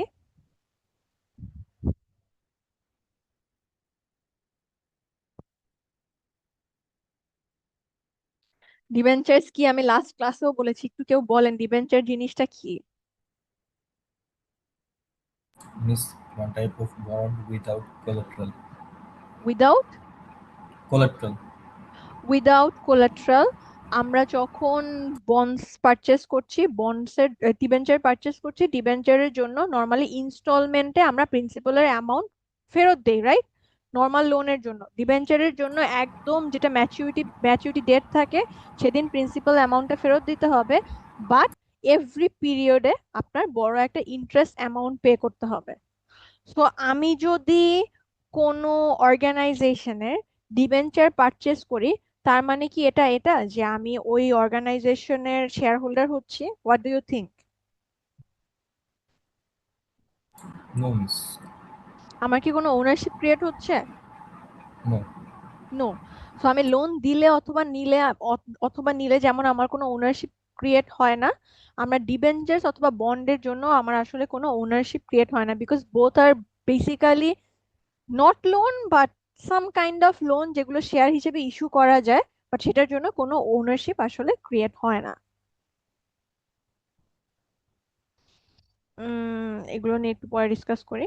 এরপরে চলে আসে ডিসকাউন্টস। ডিসকাউন্টস কি? দুটো আমরা দেখে ফেললাম। সবচেয়ে প্রাইমারি ইনকাম অথবা রেভিনিউ সোর্স হচ্ছে ইন্টারেস্ট ইনকাম ফ্রম লোনস।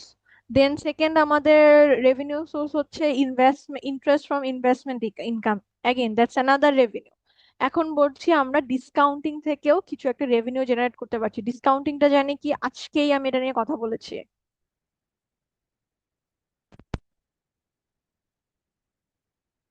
হুম, আমরা Ma'am, বলেছিলাম if বিল, হ্যাঁ বলুন if a bill বলুন। of exchange is supposed to be matured at a certain time, but I want the money right now. So in that case, if bank wants a win-win situation for both of us, in that case, bank will cut some money for them, and the amount of money they cut is going to be their income. আমি আজকে, thank you Muslim, আমি আজকে একটা বিল of exchange purchase করছি। আমি একটা bank, আমি purchase করছি হচ্ছে মুসলিমের কাছ থেকে 5,000 টাকার বিল আমি পারচেস করেছি 3,000 টাকা দিয়ে। সো এই যে 2,000 টাকা মোর আমি পেলাম না ম্যাচুরিটি ডেটে, যতটুকু আমি স্পেন্ড করেছি তার চেয়ে বেশি পেয়েছি। এই যতটুকু বেশি পেয়েছি সেটাই আমার জন্য আসলে একটা অ্যাগেন রেভিনিউ জেনারেটিং সোর্স। আচ্ছা, তিনটা সোর্স আমরা বুঝতে পেরেছি। আমি গেসিং বুঝতে পেরেছি। Yes, এখানে ma'am. আমরা বলেছিলাম যে কিছু কিছু ইনভেস্টমেন্ট থেকে আমরা ইন্টারেস্ট পাই, আবার কিছু কিছু ইনভেস্টমেন্ট থেকে আমরা ডিভিডেন্ডসও পাই না। কোন ইনভেস্টমেন্টস গুলো থেকে আমরা ডিভিডেন্ডস পাই?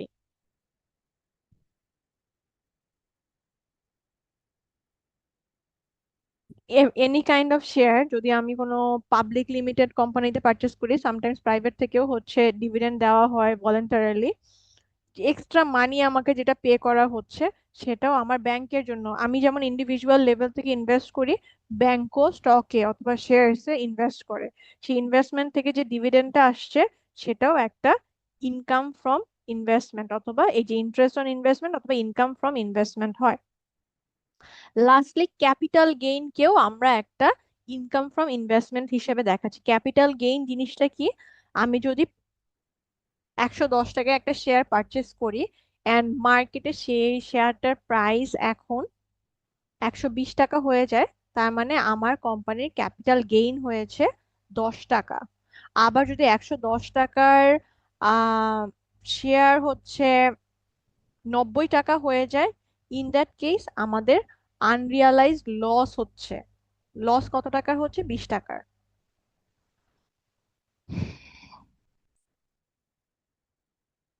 কে ইনকাম সোর্সেস বুঝি নাই?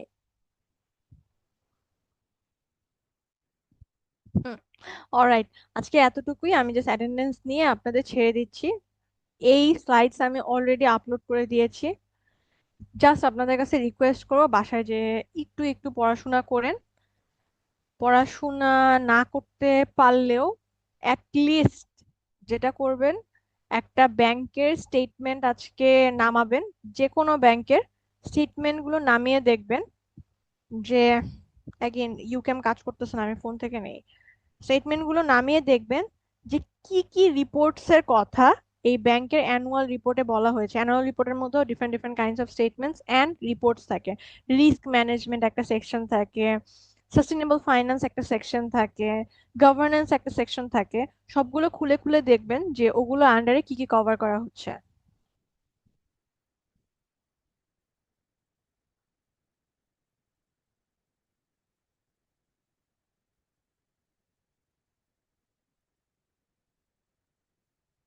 অ্যাটেন্ডেন্স মিস করলে আমাকে টেক্সট দিলে আমি আর অ্যাটেন্ডেন্স দিব না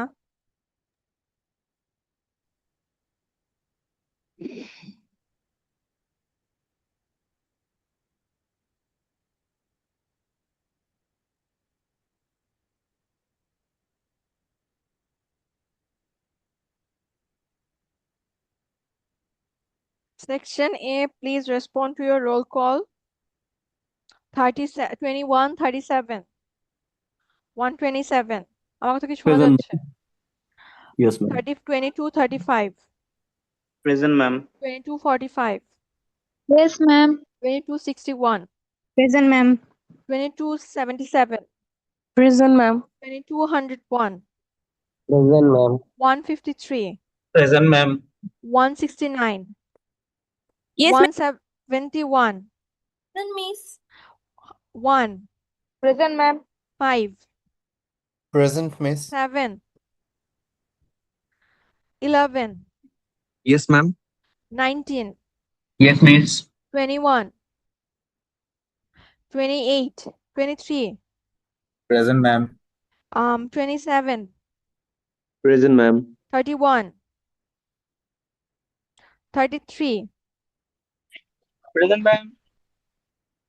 33 present. 35. Yes, ma'am. 41. 45. Present, miss. 51. Present, ma'am. 59. Present, ma'am. 61.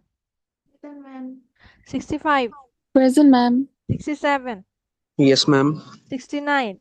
Yes, ma'am. 75. Yes, ma'am. 77. Present, ma'am. 79. Yes, miss. 89. Present, miss. 91. Present, ma'am. 93. আমার মিড প্রেজেন্টে অ্যাটেন্ডেন্স নেওয়ার সময় এখানেও দেখাচ্ছে কানেকশন লস্ট ইউক্যামে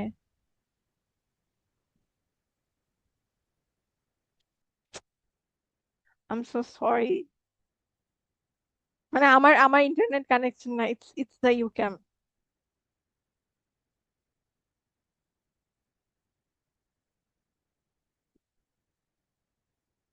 ও এসেছে আল্লাহ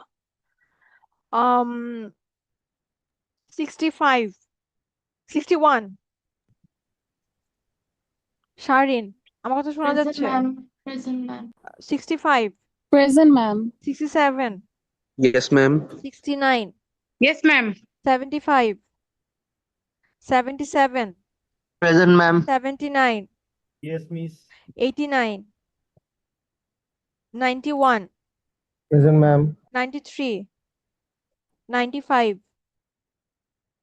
97 Present, ma'am. 101 Present, ma'am. 109 Present, ma'am. 111 Yes, ma'am. 113 Present, ma'am. 115 Present, ma'am. 119 125 Present, ma'am. Present, ma'am. 127 Present, ma'am. 129 Present, ma'am. 131 Present, ma'am. 133 137 Present, ma'am. 143 Present, ma'am. 145 Yes, ma'am. just 1 minute wait করেন Aswad Alvi Asan absent Dia Saima miss Ma'am. Miss দিয়া ma'am আমি present আমার network একটু unstable ছিল তখন প্রেজেন্টটা শোনা যায়নি আচ্ছা Sanjida Enayat Prapti 21 Tasnuva Anjum 31 Ma'am, 31 present. Ariana Mustafiz 41 Ma'am, 41 present. Sadman Hassan Tamim Sajidul Abedin 89 Ma'am, Sajidul Abidin দিয়েছিল Present, miss. all right Rifazul Alam 95 absent all right section A see you in the next class Allah